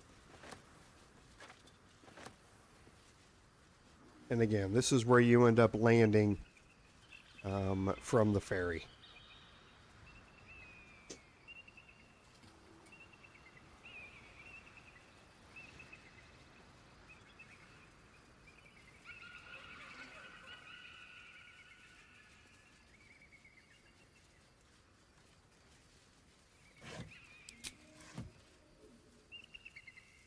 Okay, so let's go unlock this waypoint.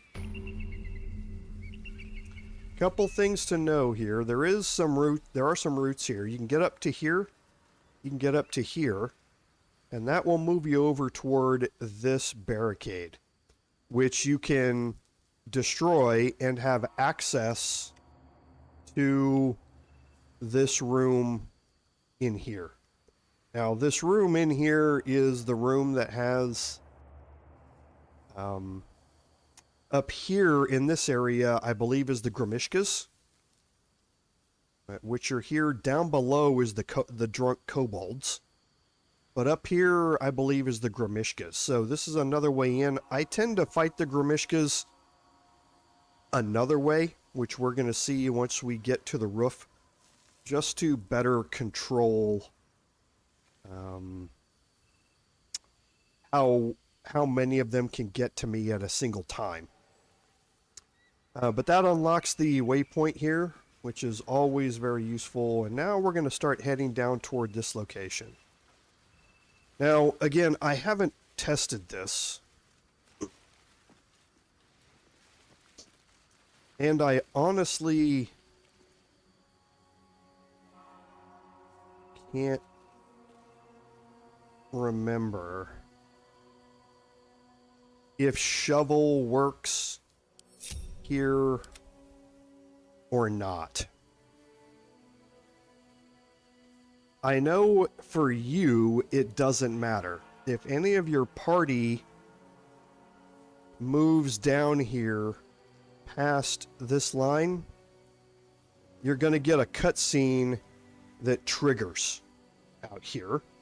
And yeah, looks like the Grimishkas are the ones that are inside of there.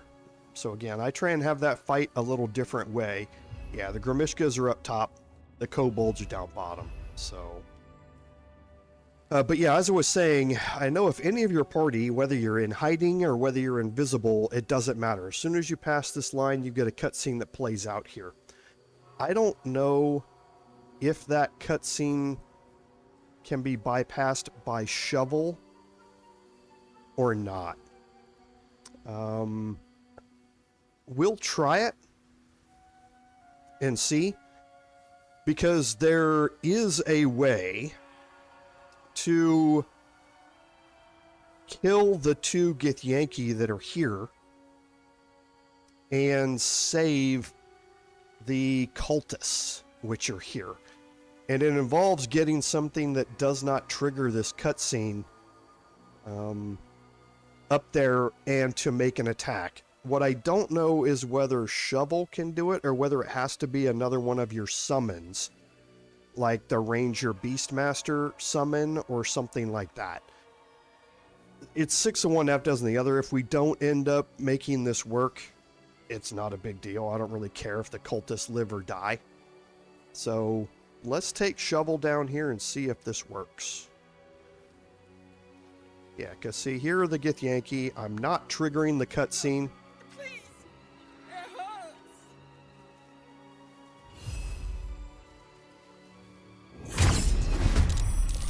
Okay, so I got a surprise round out of it. And Corliss decided to stick around for some stupid reason. The other one took off. Okay, so where are my detection cones? Looks like I'm okay.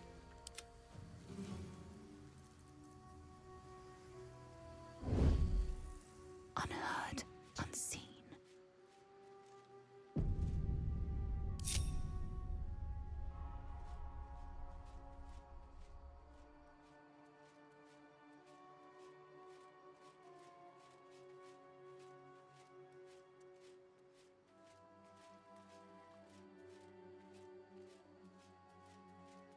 Corliss almost messed it up. And almost blocked off my routes in here. But looks like we're okay.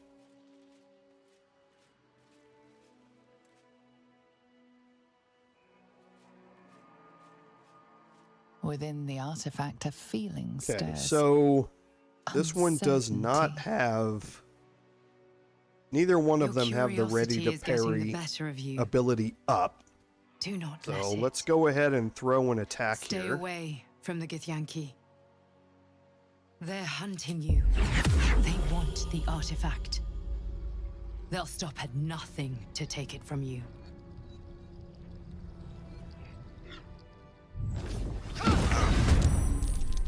Okay, that stunned that one, which is him. So he's going before us in the initiative order. So that's why you go after him and try and stun him if you can. Stepping softly.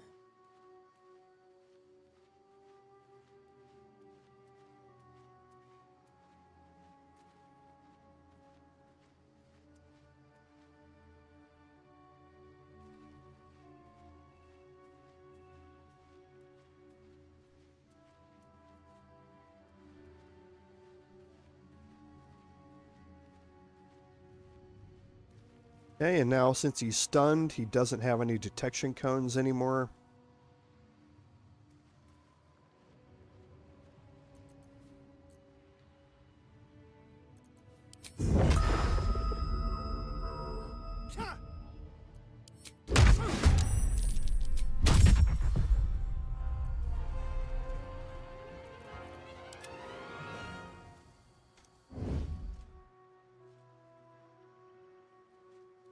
Don't waste a step. While I'm moving in here, I'm gonna send a text real quick.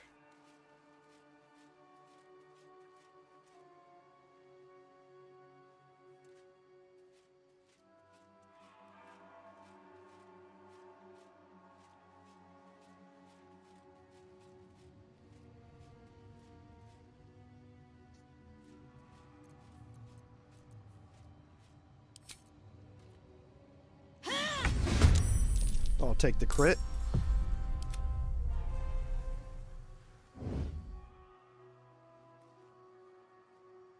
With ease.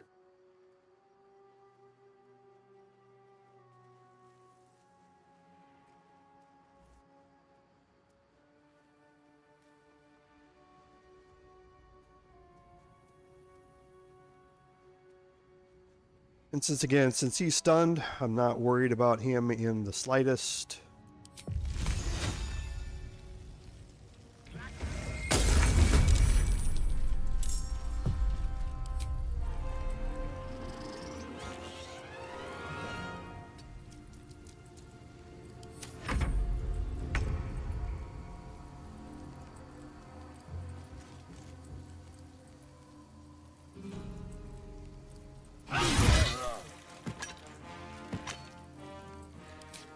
Let's turn off Great Weapon Master. Okay, so it's only 65% regardless? That doesn't make any sense.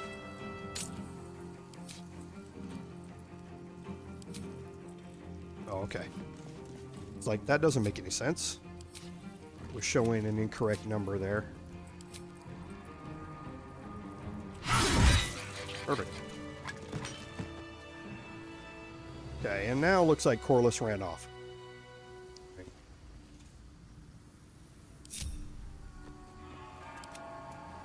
So we were able to save a couple of absolutists anyway.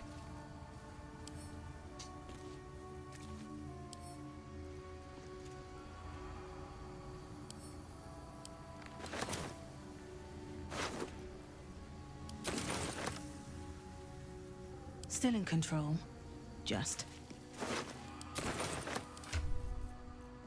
Okay, so looks like we have finally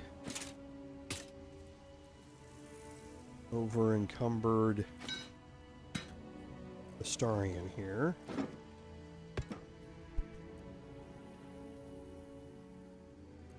Keep a blade close.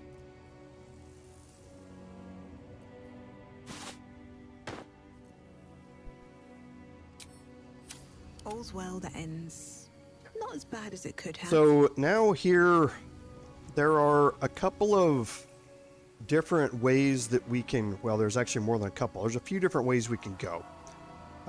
The key is going to open these doors. Now, normally you don't have access to these doors right now because these two Githyanki head in and lock the doors behind them.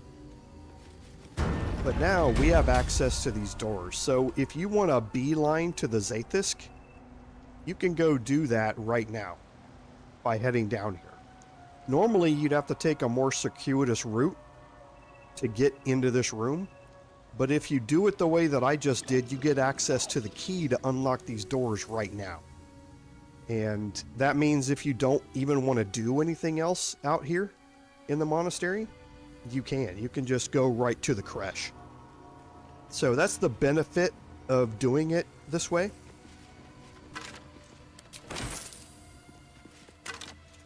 Is you get access to the interior of this place really quickly.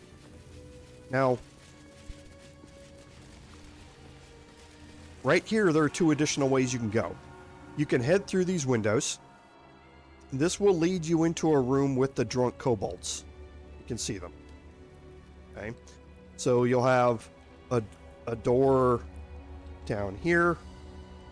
Another way to get into that room that I was talking to you about, but as soon as you go in here, this door is going to open and one of those drunk kobolds is going to patrol around here and he's going to see you.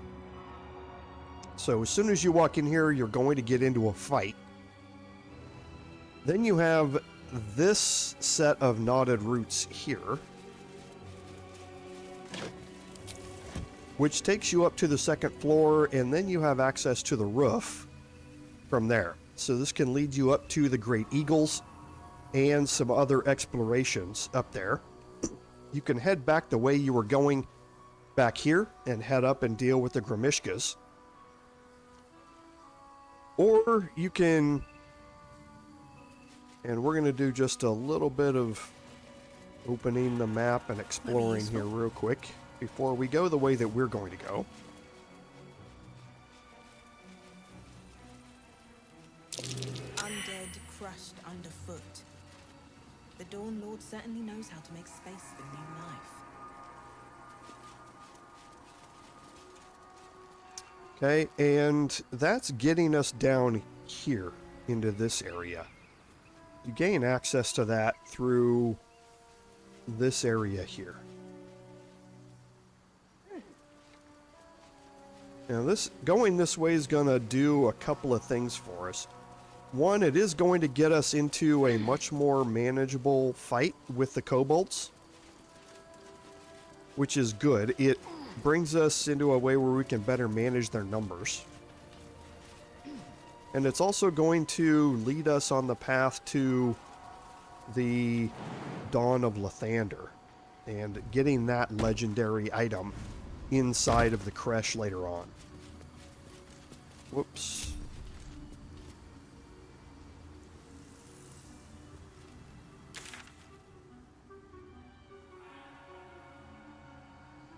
How did Shovel get down here? He's not. Okay. I was like, wait a minute. Where is he going? I was like, Shovel is a Quasit. He's not an imp. He can't fly. So...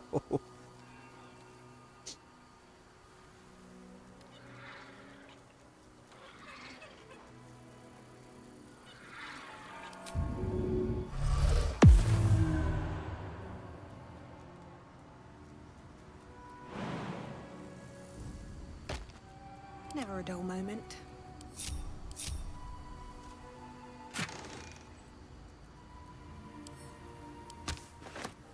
An elixir of vigilance is really nice. Gives you basically the alert feat.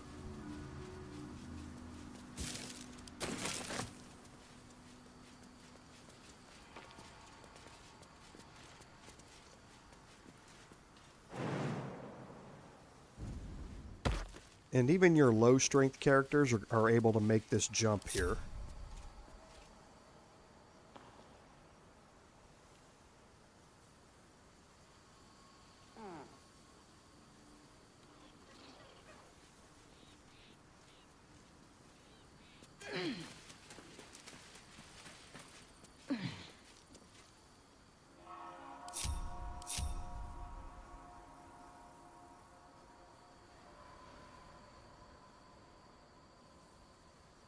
Okay. Blackets will be done. Guess they don't feel like doing it on their own. We're a long way from Waterdeep.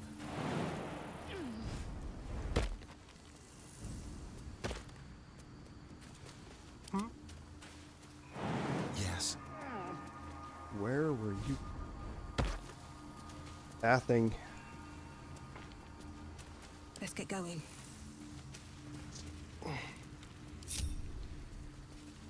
Okay, now up here, again, you're going to be presented with a couple of options. So the first, and the way that we're going to go, is to head up here.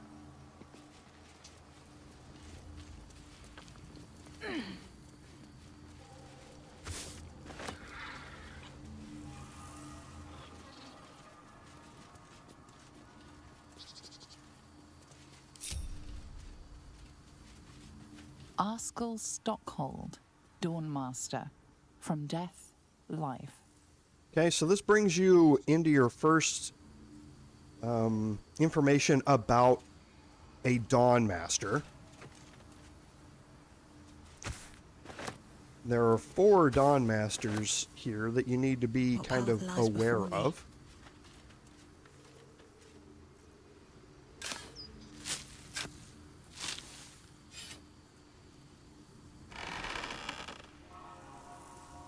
And in here, you learn more about Dawnmaster Stockhold. Okay, he wielded a ceremonial mace, okay, as he purged evil from the land. So you need to know which weapon each Dawnmaster wielded. So now you know that Stockhold wielded a mace, and here is his ceremonial, or a rusty mace. Now you're going to find rusty weapons and ceremonial weapons throughout the monastery, and you need to find 3 of them.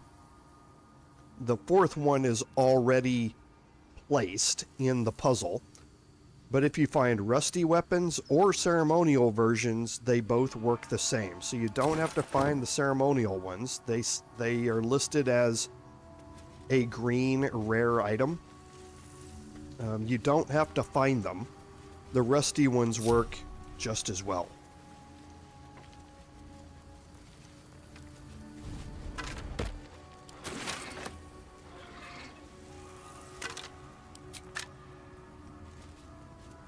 Don't mind if I do.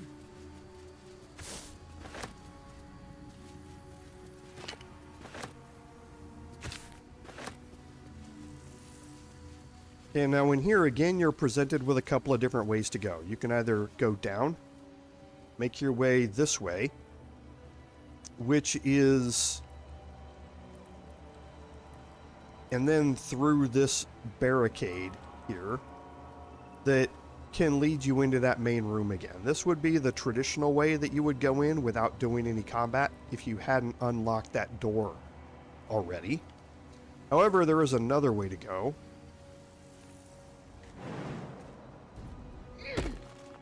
And that's by jumping up here.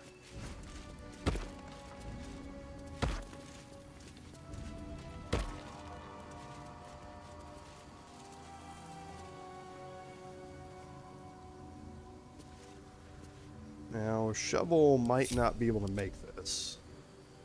Shovel has the world's crappiest strength. Oh no, he can. He just didn't feel like it. Let's move.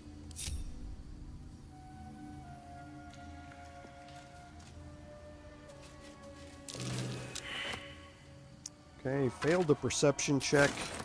What a day. My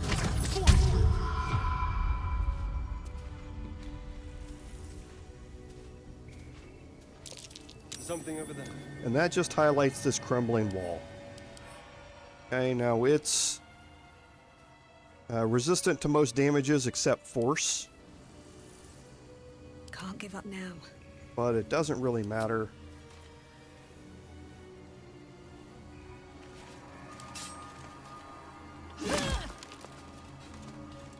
As long as you don't attack it with slashing damage, because it's immune.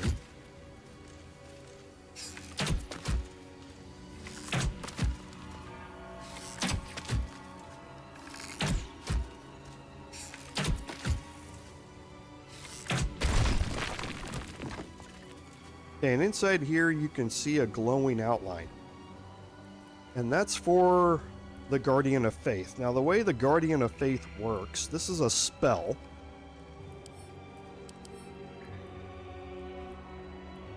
You cannot disarm it. It has retaliation, so any enemy that attacks it, it automatically attacks back. Okay, and that's not just once, that's every time it gets hit. Now, however, the thing about it is that, and also whenever you get within range of it, it will attack. So it's kind of like Sentinel, except it doesn't have just one reaction. It uses it over and over and over again. The other thing about the Guardian of Faith is that whatever hit point it deals in damage, it also takes that much damage back to itself. So it can only deal 60 hit points of damage before it disappears. Now the thing about the Guardian of Faith is that it is melee only. There is no ranged careful, I bite. attacks here that the Guardian of Faith can do. So as long as you stay out of its range, I speak, they burn. then it doesn't matter what you do, it's not going to be able to hit you.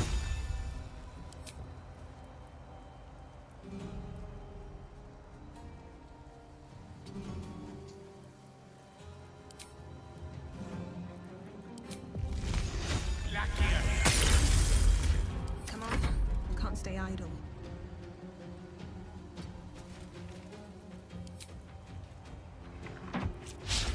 Now it has a high armor class, so he's going to be hard to hit. But again, it doesn't really matter.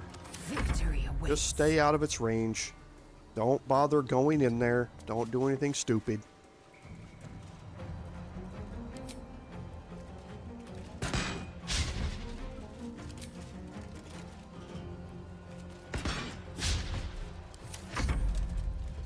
And see, it's just going to sit there.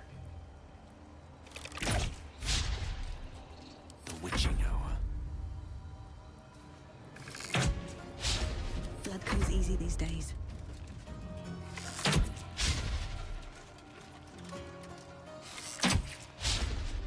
I'm fury. Okay, statistically, I should have hit it at least a couple of times by now. I mean, come on.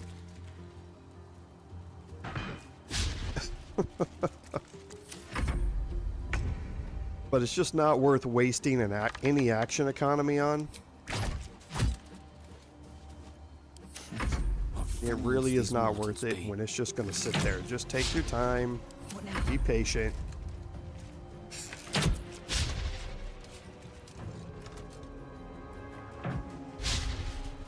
Time to strike.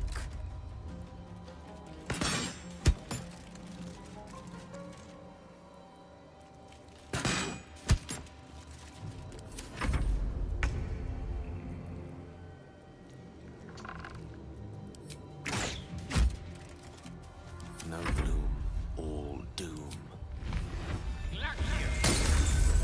Okay.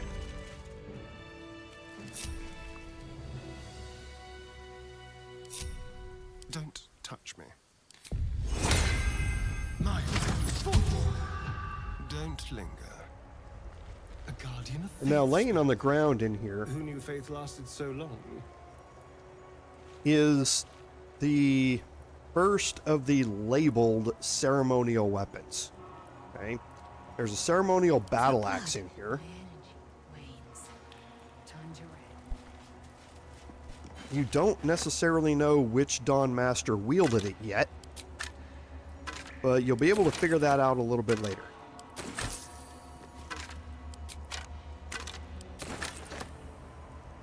Okay, so we'll do some quick little searching in here. Something good here, I hope. Ooh, a scroll of wall of fire. That's great. And now here you have a bed that we want to get rid of.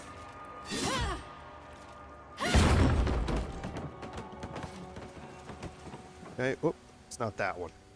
It's this side. Walk in death.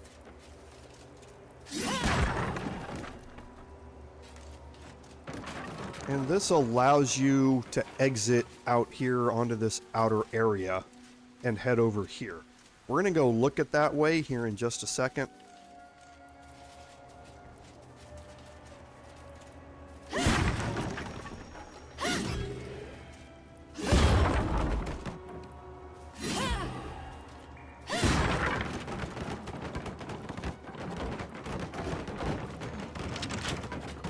Someone there? Simple.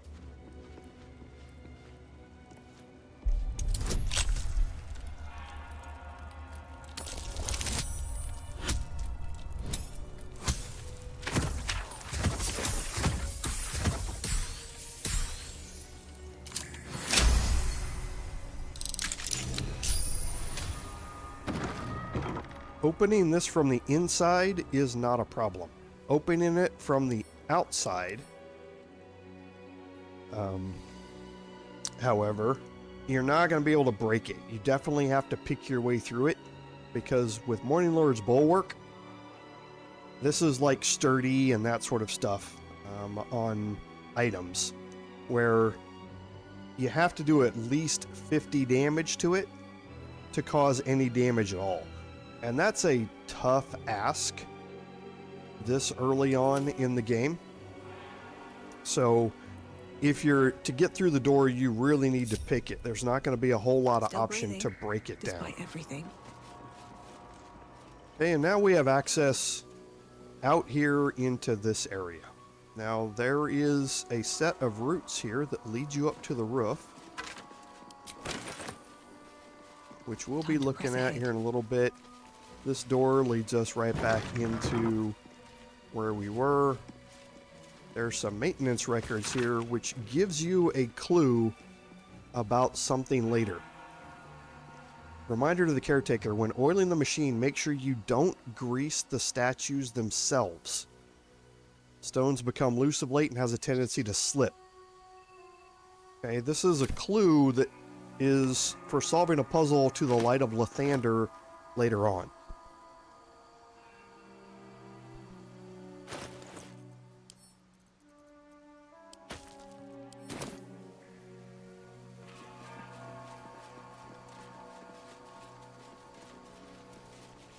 Now you can fairly quickly get lost Onward. while you're making your way through here.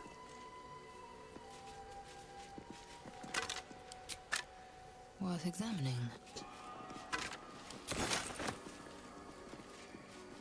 Okay. Because the mini-map is not all that helpful here.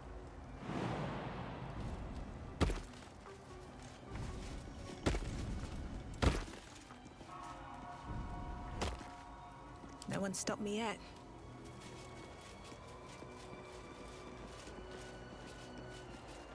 Okay, and now you can see this room, and this is the puzzle room for the key to the Light of Lathander. You can see that there's a ceremonial longsword that's already been placed here. There's a plaque, which when you read it, This does. Dawnmaster Welkin Glory. will tell you which Dawnmaster is associated with that weapon. So, for this one here, Dawnmaster Seed. Dawnmaster Seed, we have to put his associated weapon here. Now, this broken window,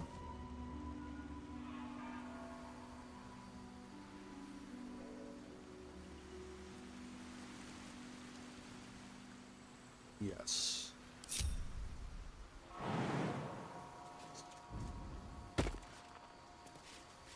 Leads you out here to not just the mound, but another set of knotted roots to take you up to the roof.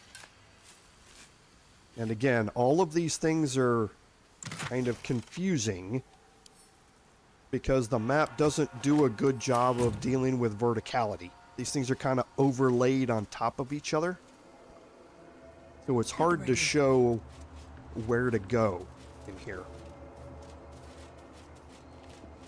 Dawnmaster Stockhold. Okay, now we already learned about Dawnmaster Stockhold.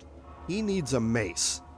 Okay, we picked up a rusty mace that I believe Astarion has.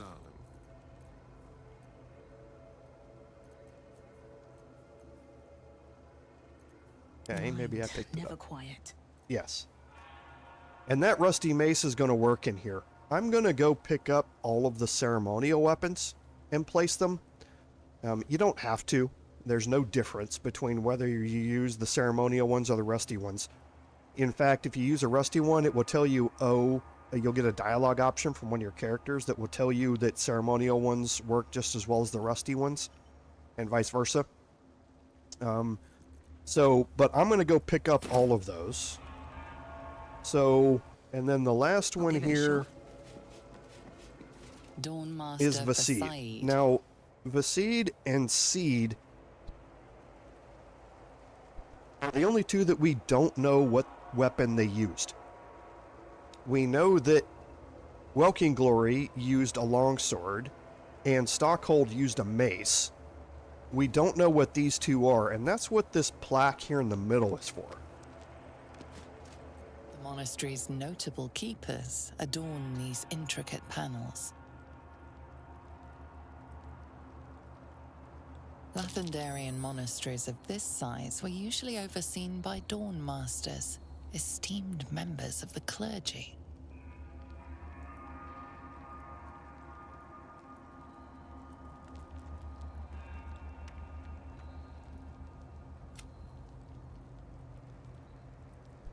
Okay, so we can see that we know what Stockhold and Welkin Glory use. There's a broken stained glass window that might not be of much help, so let's look at Seed. The reconsecration of the monastery, conducted by Dawnmaster Seed. You can see that that's a warhammer in his hand. Okay. Dawnmaster Vassaid wielding... The rest of the inscription and picture has shattered away. So by process of elimination... Evensong before the Zenith Day, celebrated by Dawnmaster Stockhold. Stockhold does not have any weapon in his hand. That's why you have to go find out what his weapon is from that sarcophagus. Dawnmaster Welkin Glory beckons forth the rising sun in Lathander's name. And you can see the longsword there, but we already knew that. Okay, so by process of elimination, we have a Ceremonial Battleaxe. That must be Dawnmaster what Vassaid uses.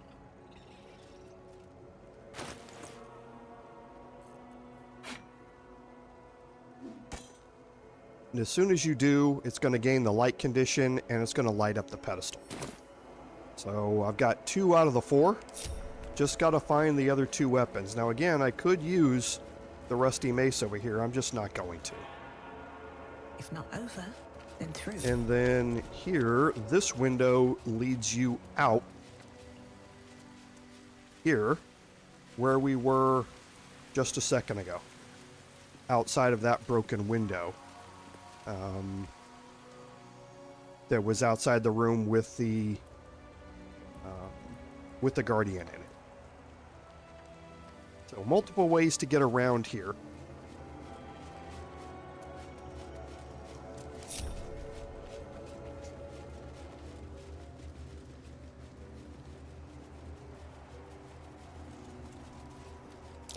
That might be worth a look.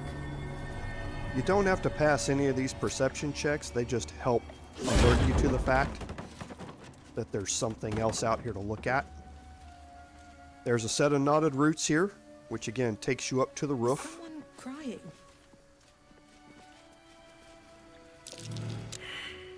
Okay, failed the survival check. That's there curious. It is.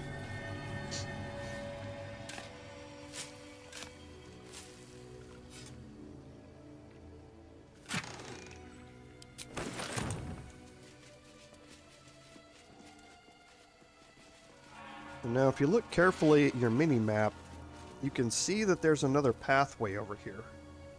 And that's right here. And this is the way that we're going to go, because we want to get some more action today.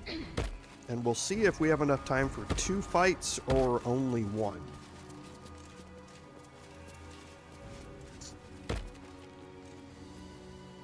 Come on, Shovel.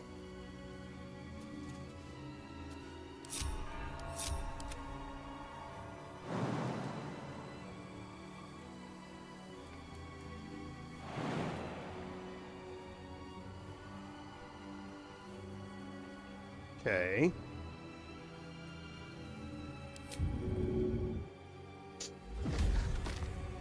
Yes?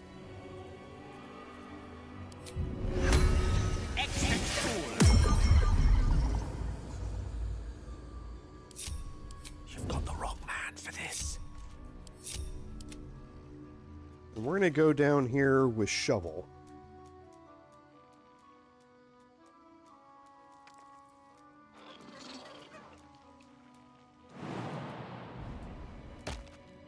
And look at this room. Okay, now in this room are kobolds. and they all have this fire wine belly condition. Okay, and that condition is they have disadvantage on charisma and dexterity checks. That's the same as being drunk. Okay. However, the additional thing this gives is that if the entity is killed with fire, a fire wine explosion occurs. So they're like walking bombs that if they get hit with fire, will explode. So you don't want to let them get near you if you're going to be attacking with fire. And that includes like the damage riders on Astarian's gloves and things like that. They also have pack tactics, so they're going to have advantage on attack rolls against an enemy if there are more of their allies around it. This is very similar to wolves and that sort of stuff in the game. But we're going to go in here and we're going to start this off and try and get a surprise round.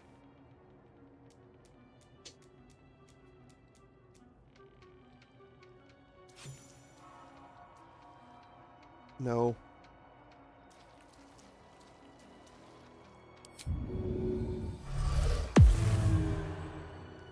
I was in hiding, but I was about to turn around this corner up here, so.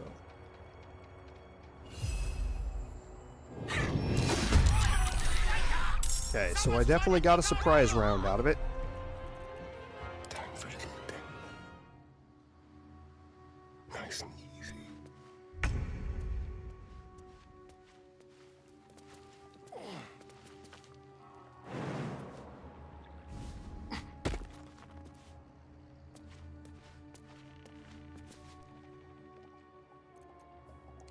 Okay, so I'm not doing any fire damage from the Titan string bow, which is good.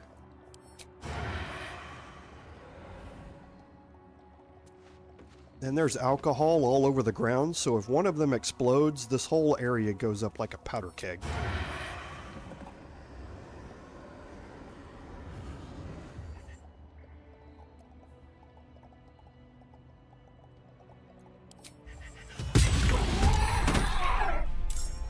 And yes, like I had mentioned about his fire gloves, those fire gloves only proc on unarmed attacks, so his ranged attacks are still perfectly fine. With every breath, a purpose, not one false move.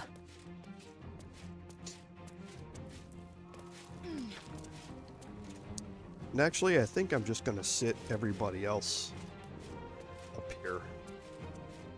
Come to think of it. Let's have some fun.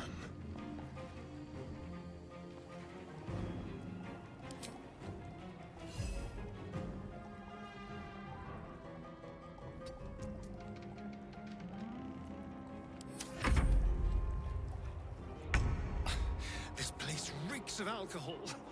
Let's watch my fire. Or not. Okay, now I do not want Astarian to... This will do nicely.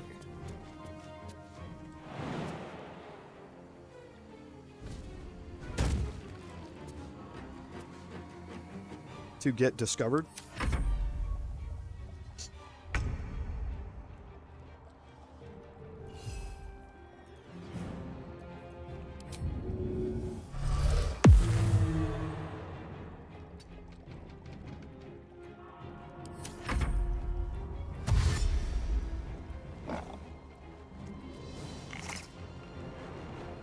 That might be a little close. Might pop him out of invisibility. That might have been a mistake. Nope, it's good.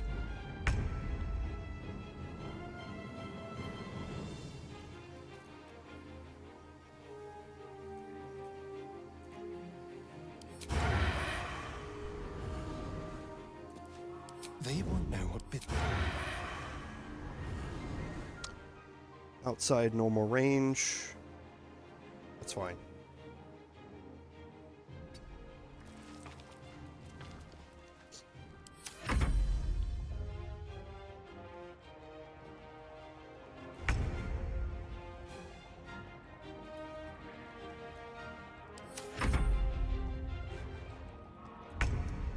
Okay, so none of them are going to move in.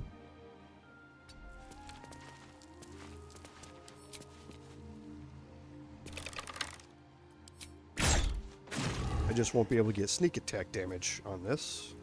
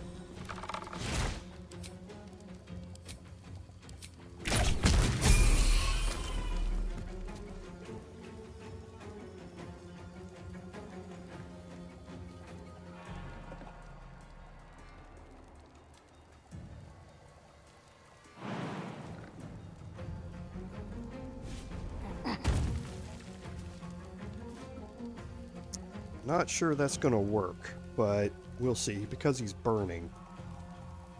We'll see what happens. I'm going to leave Shovel in reserve for now. Don't need him.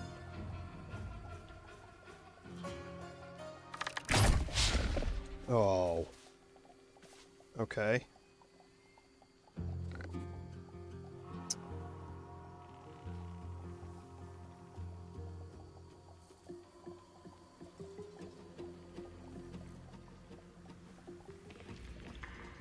That'd be 2 to 8. So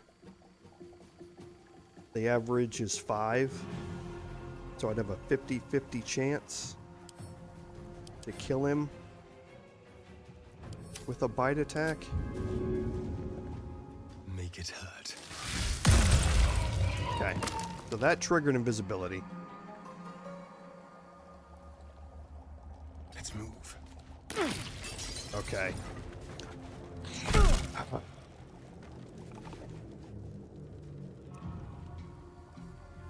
He walked through the fire. The fire removed his invisibility. It also lit the alcohol on fire afterward. So yeah, the whole thing just went bad.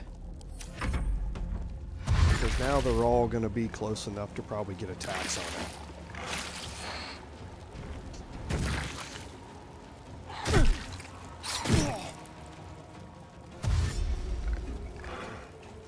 Just a misplay because of a little tiny piece of fire here in the corner.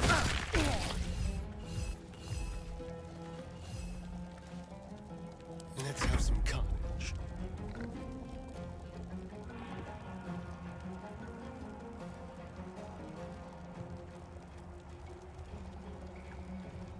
I'm looking at hit point numbers. So 16 is... Jeez, okay.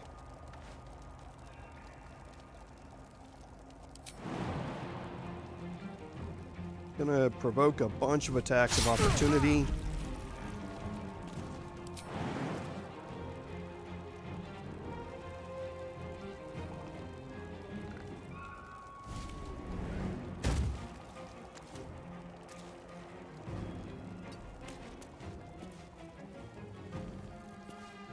The subtle approach.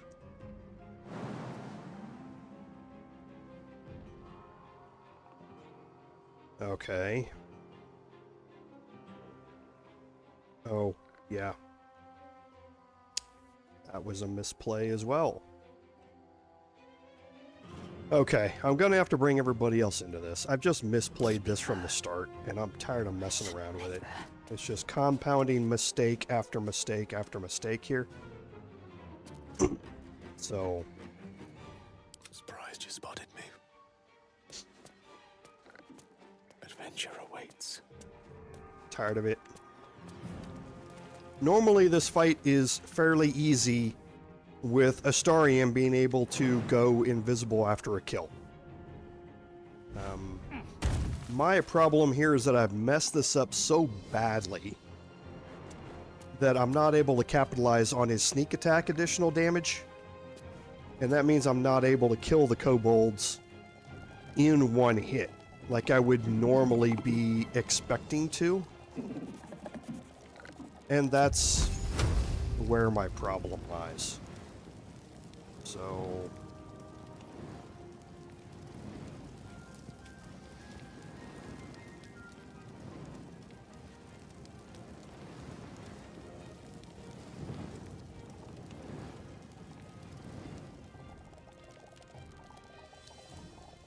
to 36, so the average is 22.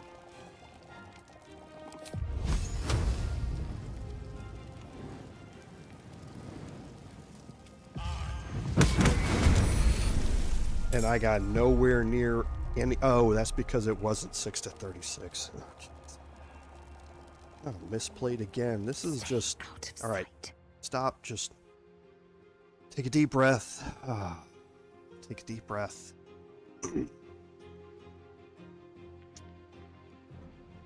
Okay. It's not 6 to 36 per ray.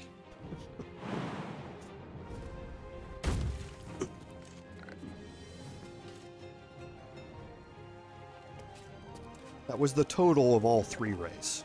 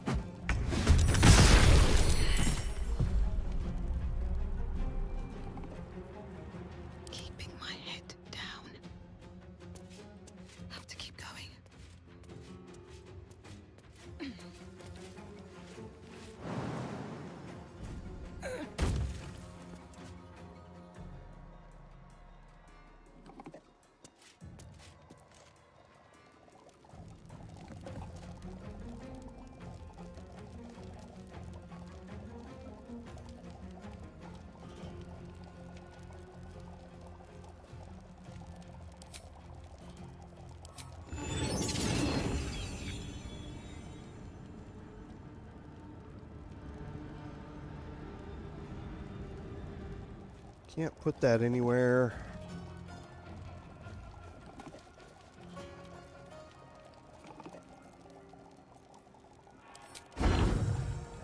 Really, let's not.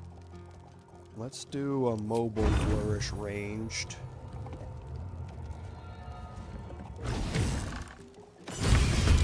Okay, didn't expect that.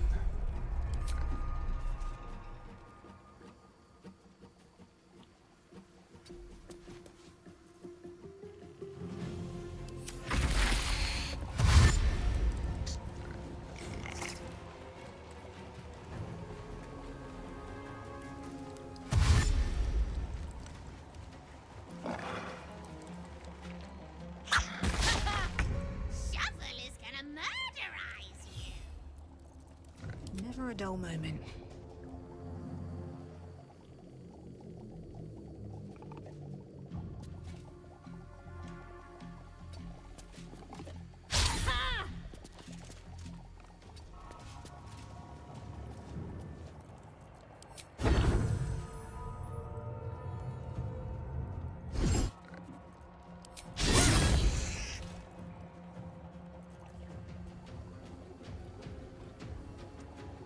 I'll let somebody else deal with him.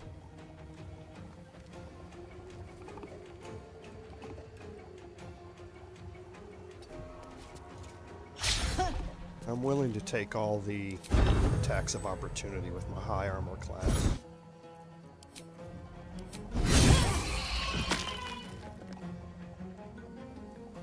Let somebody else deal with him.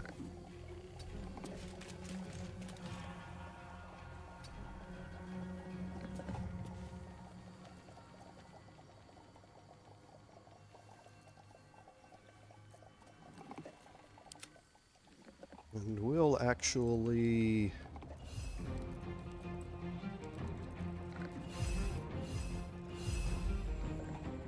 I really prefer to get... Where do I go from here?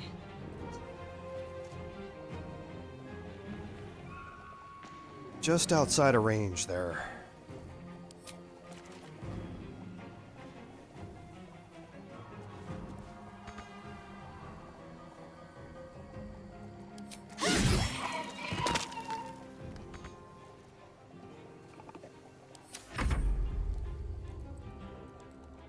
The dance macabre.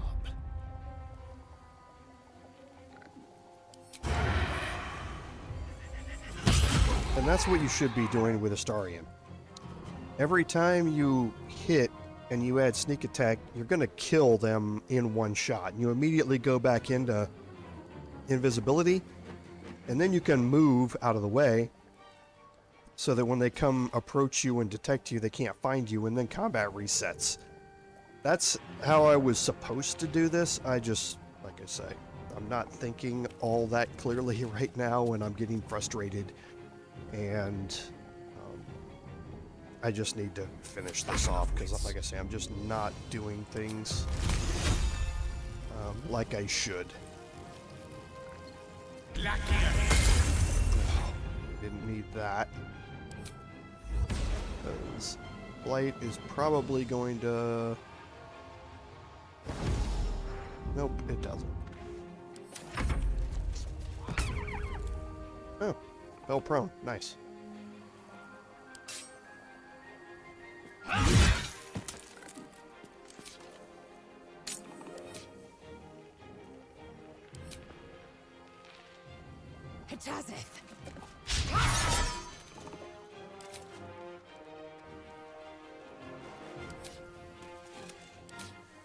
This thing does enough damage to one-shot them. Without it...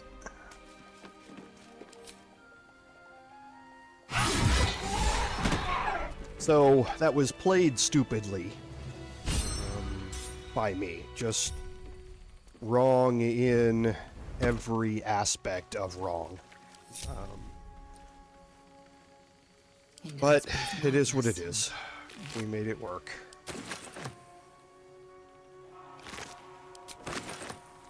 Found and taken.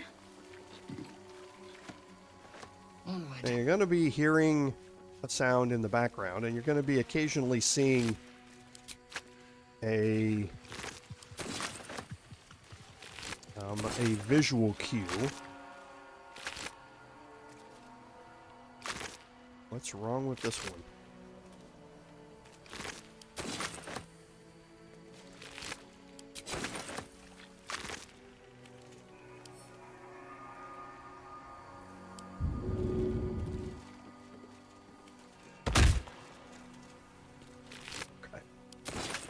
That's another clue. If you ever get something that's glitched like that and you can't loot it, it might be because it's partially moved through the floor or something. See if you can pick it up and throw it to a new location. And a lot of times that'll reset it. What lies within? And there's the visual indication. Some of these barrels have kobolds hiding in them. And there is the second ceremonial weapon. This is the Ceremonial Mace, which we know is Dawnmaster Stockhold.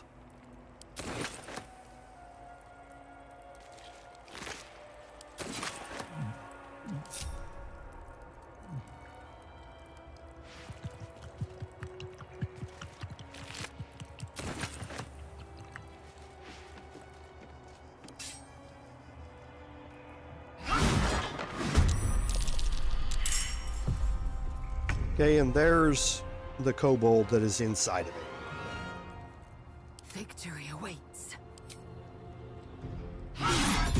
Now with my extra attack, I'm able to bring it out and attack it all in the same turn. Action, not reaction.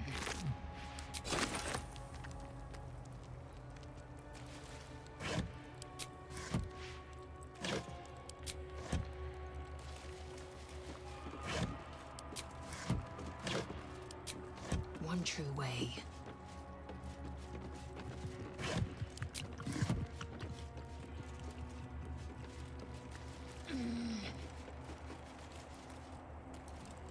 And we know this barrel has one in it as well.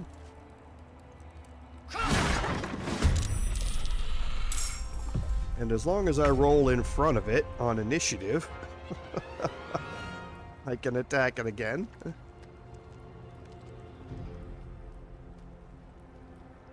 Over here. Let's have a little fun.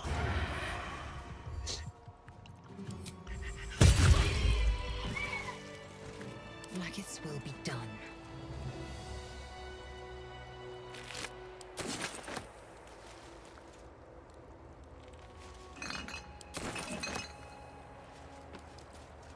Objective noted.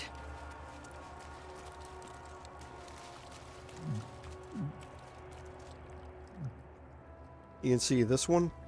Leave no survivors.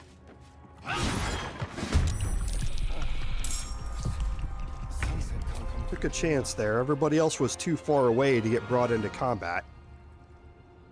So if I'd have rolled behind him in initiative, he'd have gotten an attack off.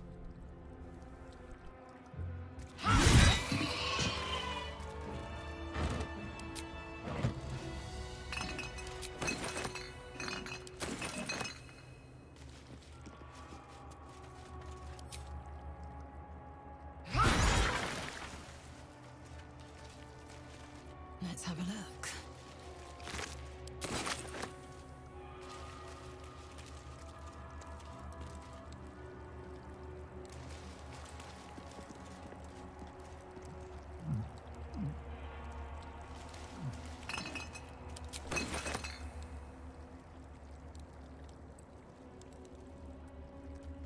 Oh, I never noticed that you could take out the Open up. the upper area for during this encounter.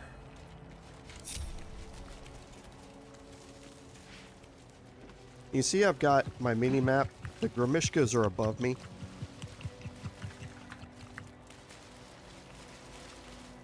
We're gonna go deal with them next.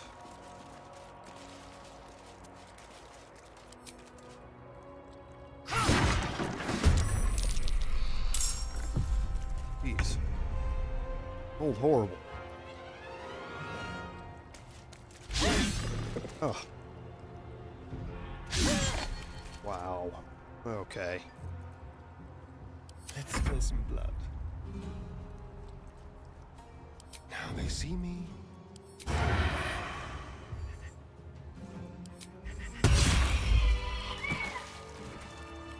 Oh, enough waiting. I crave blood. Without delay.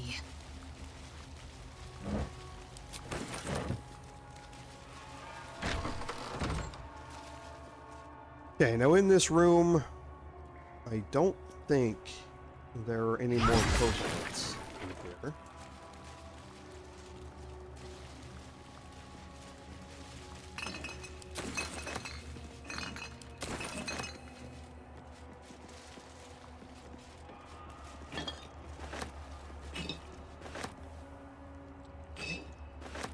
But again, now where we are is back to these windows at the entrance, where we first popped up.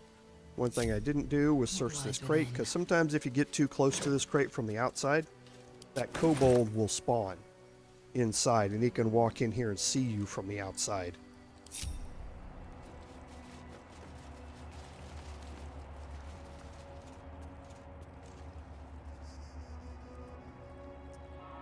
So we can actually head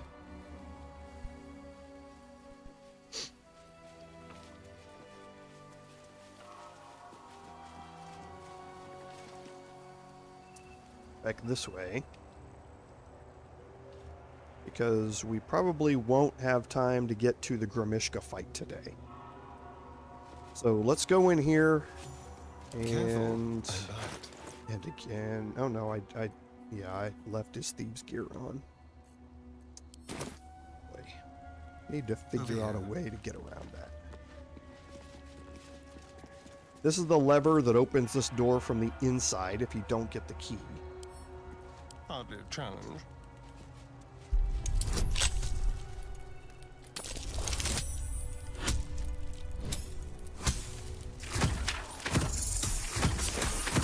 Yeah, Lord Enrad, no, I'm not. I'm working in a brain fog, but at the end of the day, it is what it is. I'm just making mistakes and I'm getting frustrated. Okay, so you can learn more about the lore of what's happening here. It's really the potions that are stuck in these. That is what you're really looking for.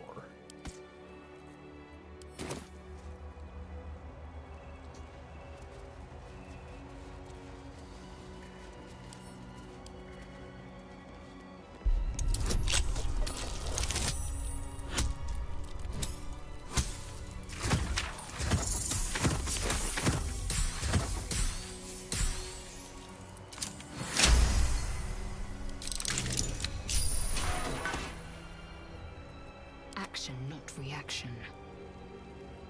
Repositioning.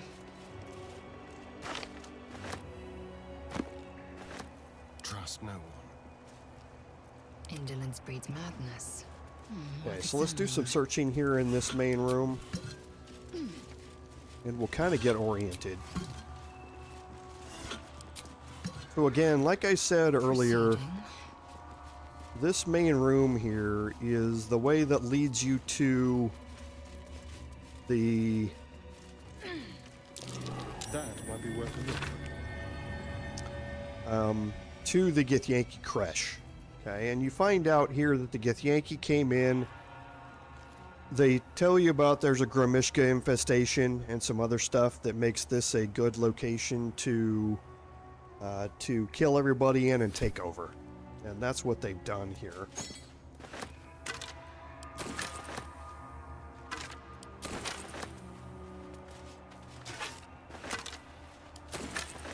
Securing.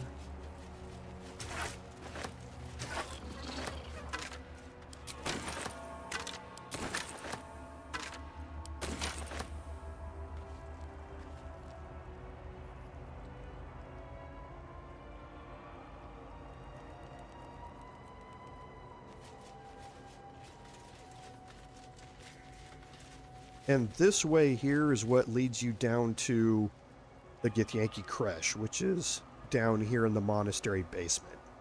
Okay, we're not going to go that way yet. We want to clean out everything in the upper sections first.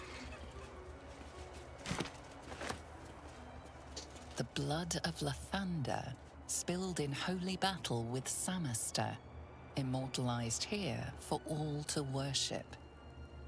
There's a lot of lore involved in this. All but begging to be thieved. From the Forgotten Realms.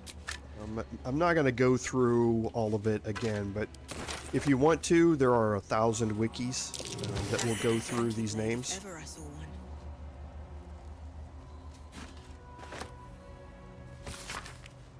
Okay, this lets you know that they've looted the place, basically.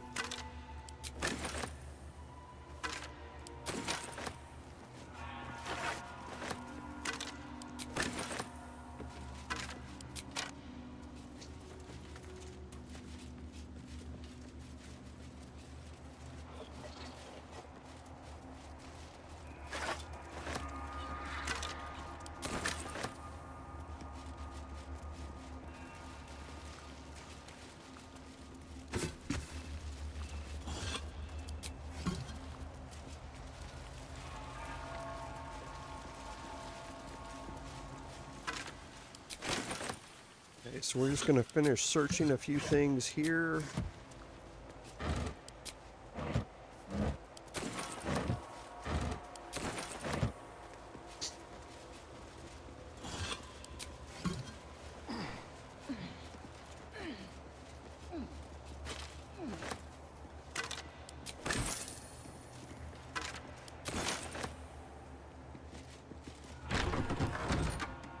Okay, and this door leads you here into that room that we were talking about previously.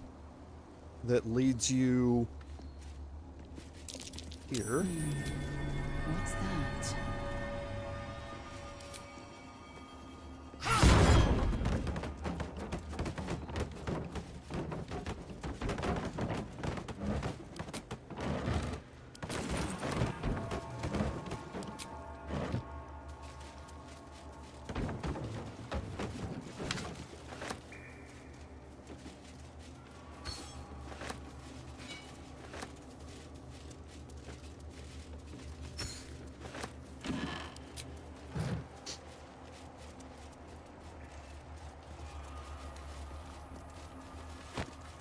And none of these books are important. They don't have any direct quest impacts or anything like that. If you want to read them, feel free, but there's nothing in them but lore. Stand your ground! Keep them busy! Lathander, forgive me. We have to fire the lance. Okay, so you learn that the monks had a last stand here. And they tried to fire something called the lance. And now you can see where we are. We're back here at this location where we jumped up and went into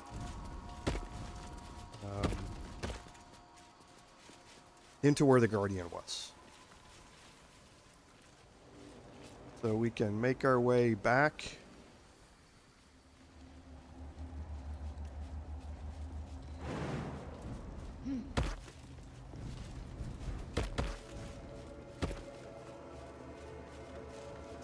And we've found the mace now Dawnmaster Stockhold. that we know belongs to Dawnmaster Stockhold.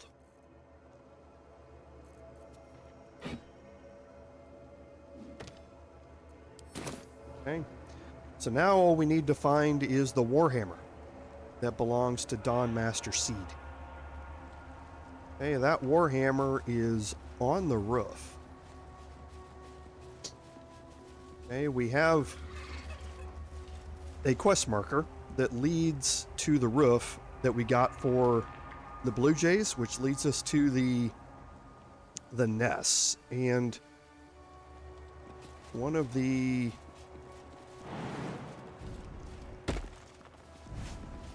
easiest ways to get up there is right here. Now, what we're going to do with... We're going to try not to get in a fight here. No rest for the wicked, I see. Gale has darkness, which is good. And we want Astarion to be ready, just in case. But we're also going to temporarily change that out for the periaptive health, because he needs to get healed up. And we're going to take a short rest. And then whatever he has left, we're going to make sure that... And again, how this is going to work, instead of 4 to 10 healing, he's going to get 10 healing. Okay, so now he's at 47. So it guarantees him maximum healing on that. Wretched thing. And yes, I'm aware that I have a level up. I'm not going to level up until next week. Okay, now when you go up here, you can immediately be dropped into a cutscene, and you want to have speak with animals on here, and a persuasion character. We're going to break our group and head up. Swift as my feet can carry me.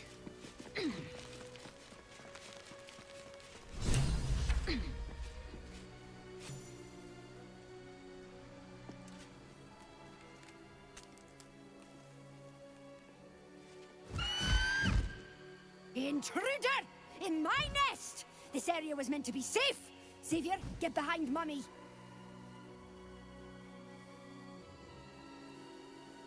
Okay, so you can attack. You can follow through with the Blue Jays quest, if you would like. I'm going to go the persuasion option.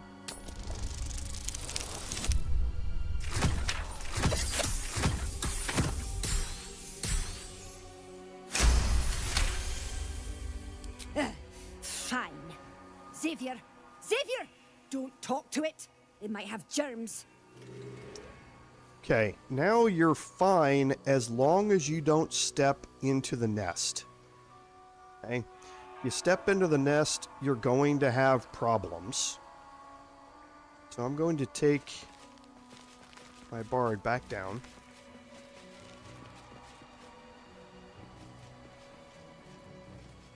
Going to leave Shovel down here, and I'm going to take Gale up. Now.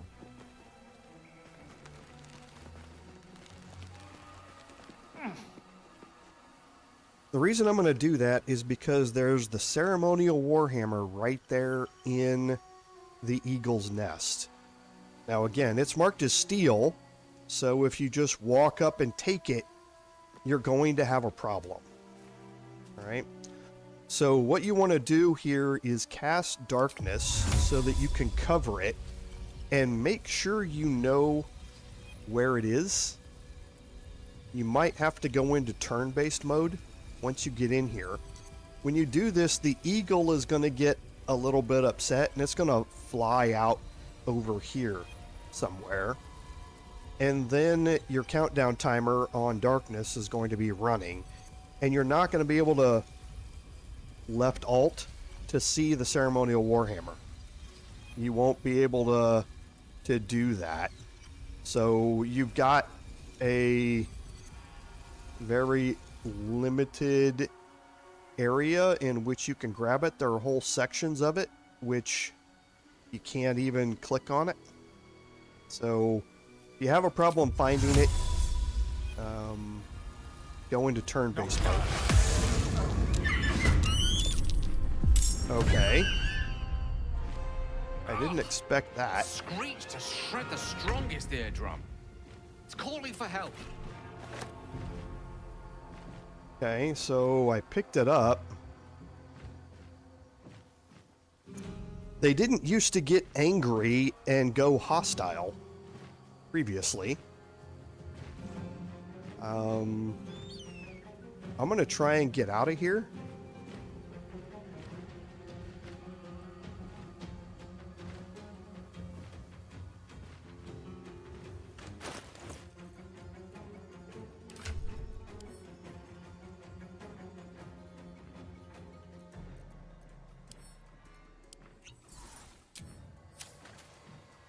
Onward.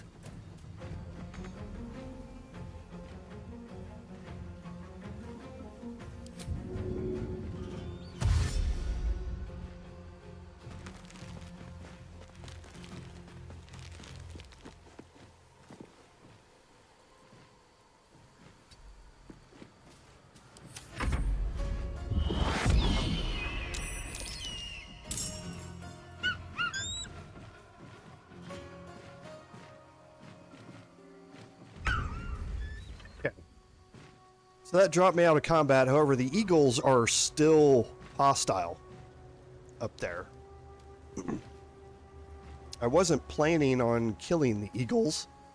No one back home will ever believe this. But I don't know.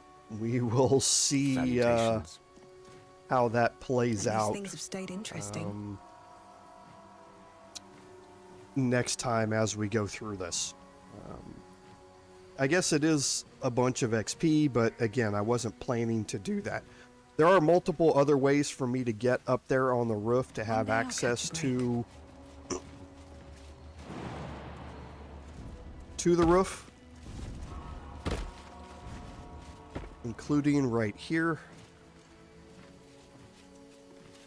But it looks like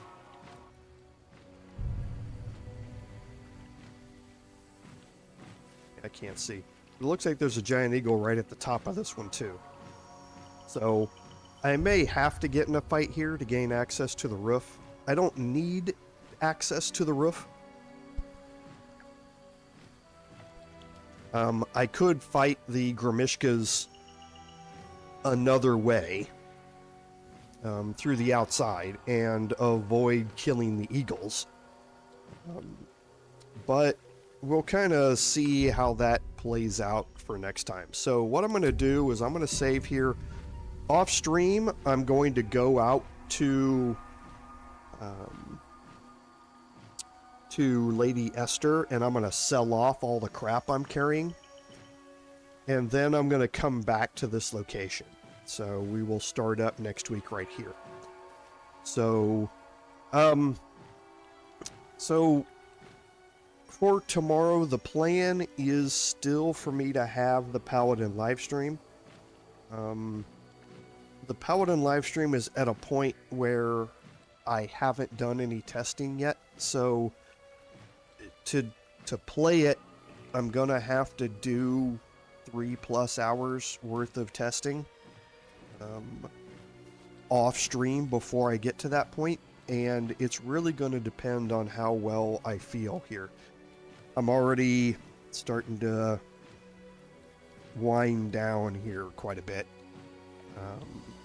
from this live stream, and I'm gonna really need a rest after this. So my plan is still to have the live stream, but I'm gonna keep that up in the air because I don't want to go into that live stream kind of half-assed and unprepared for it.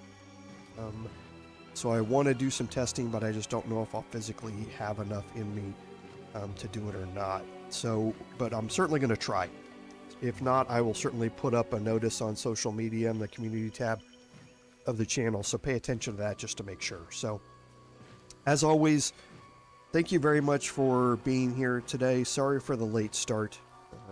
Trying to get some health stuff dealt with. So, without your support, none of this would be possible. So, this is Commander Jorval saying until next time, fare thee well.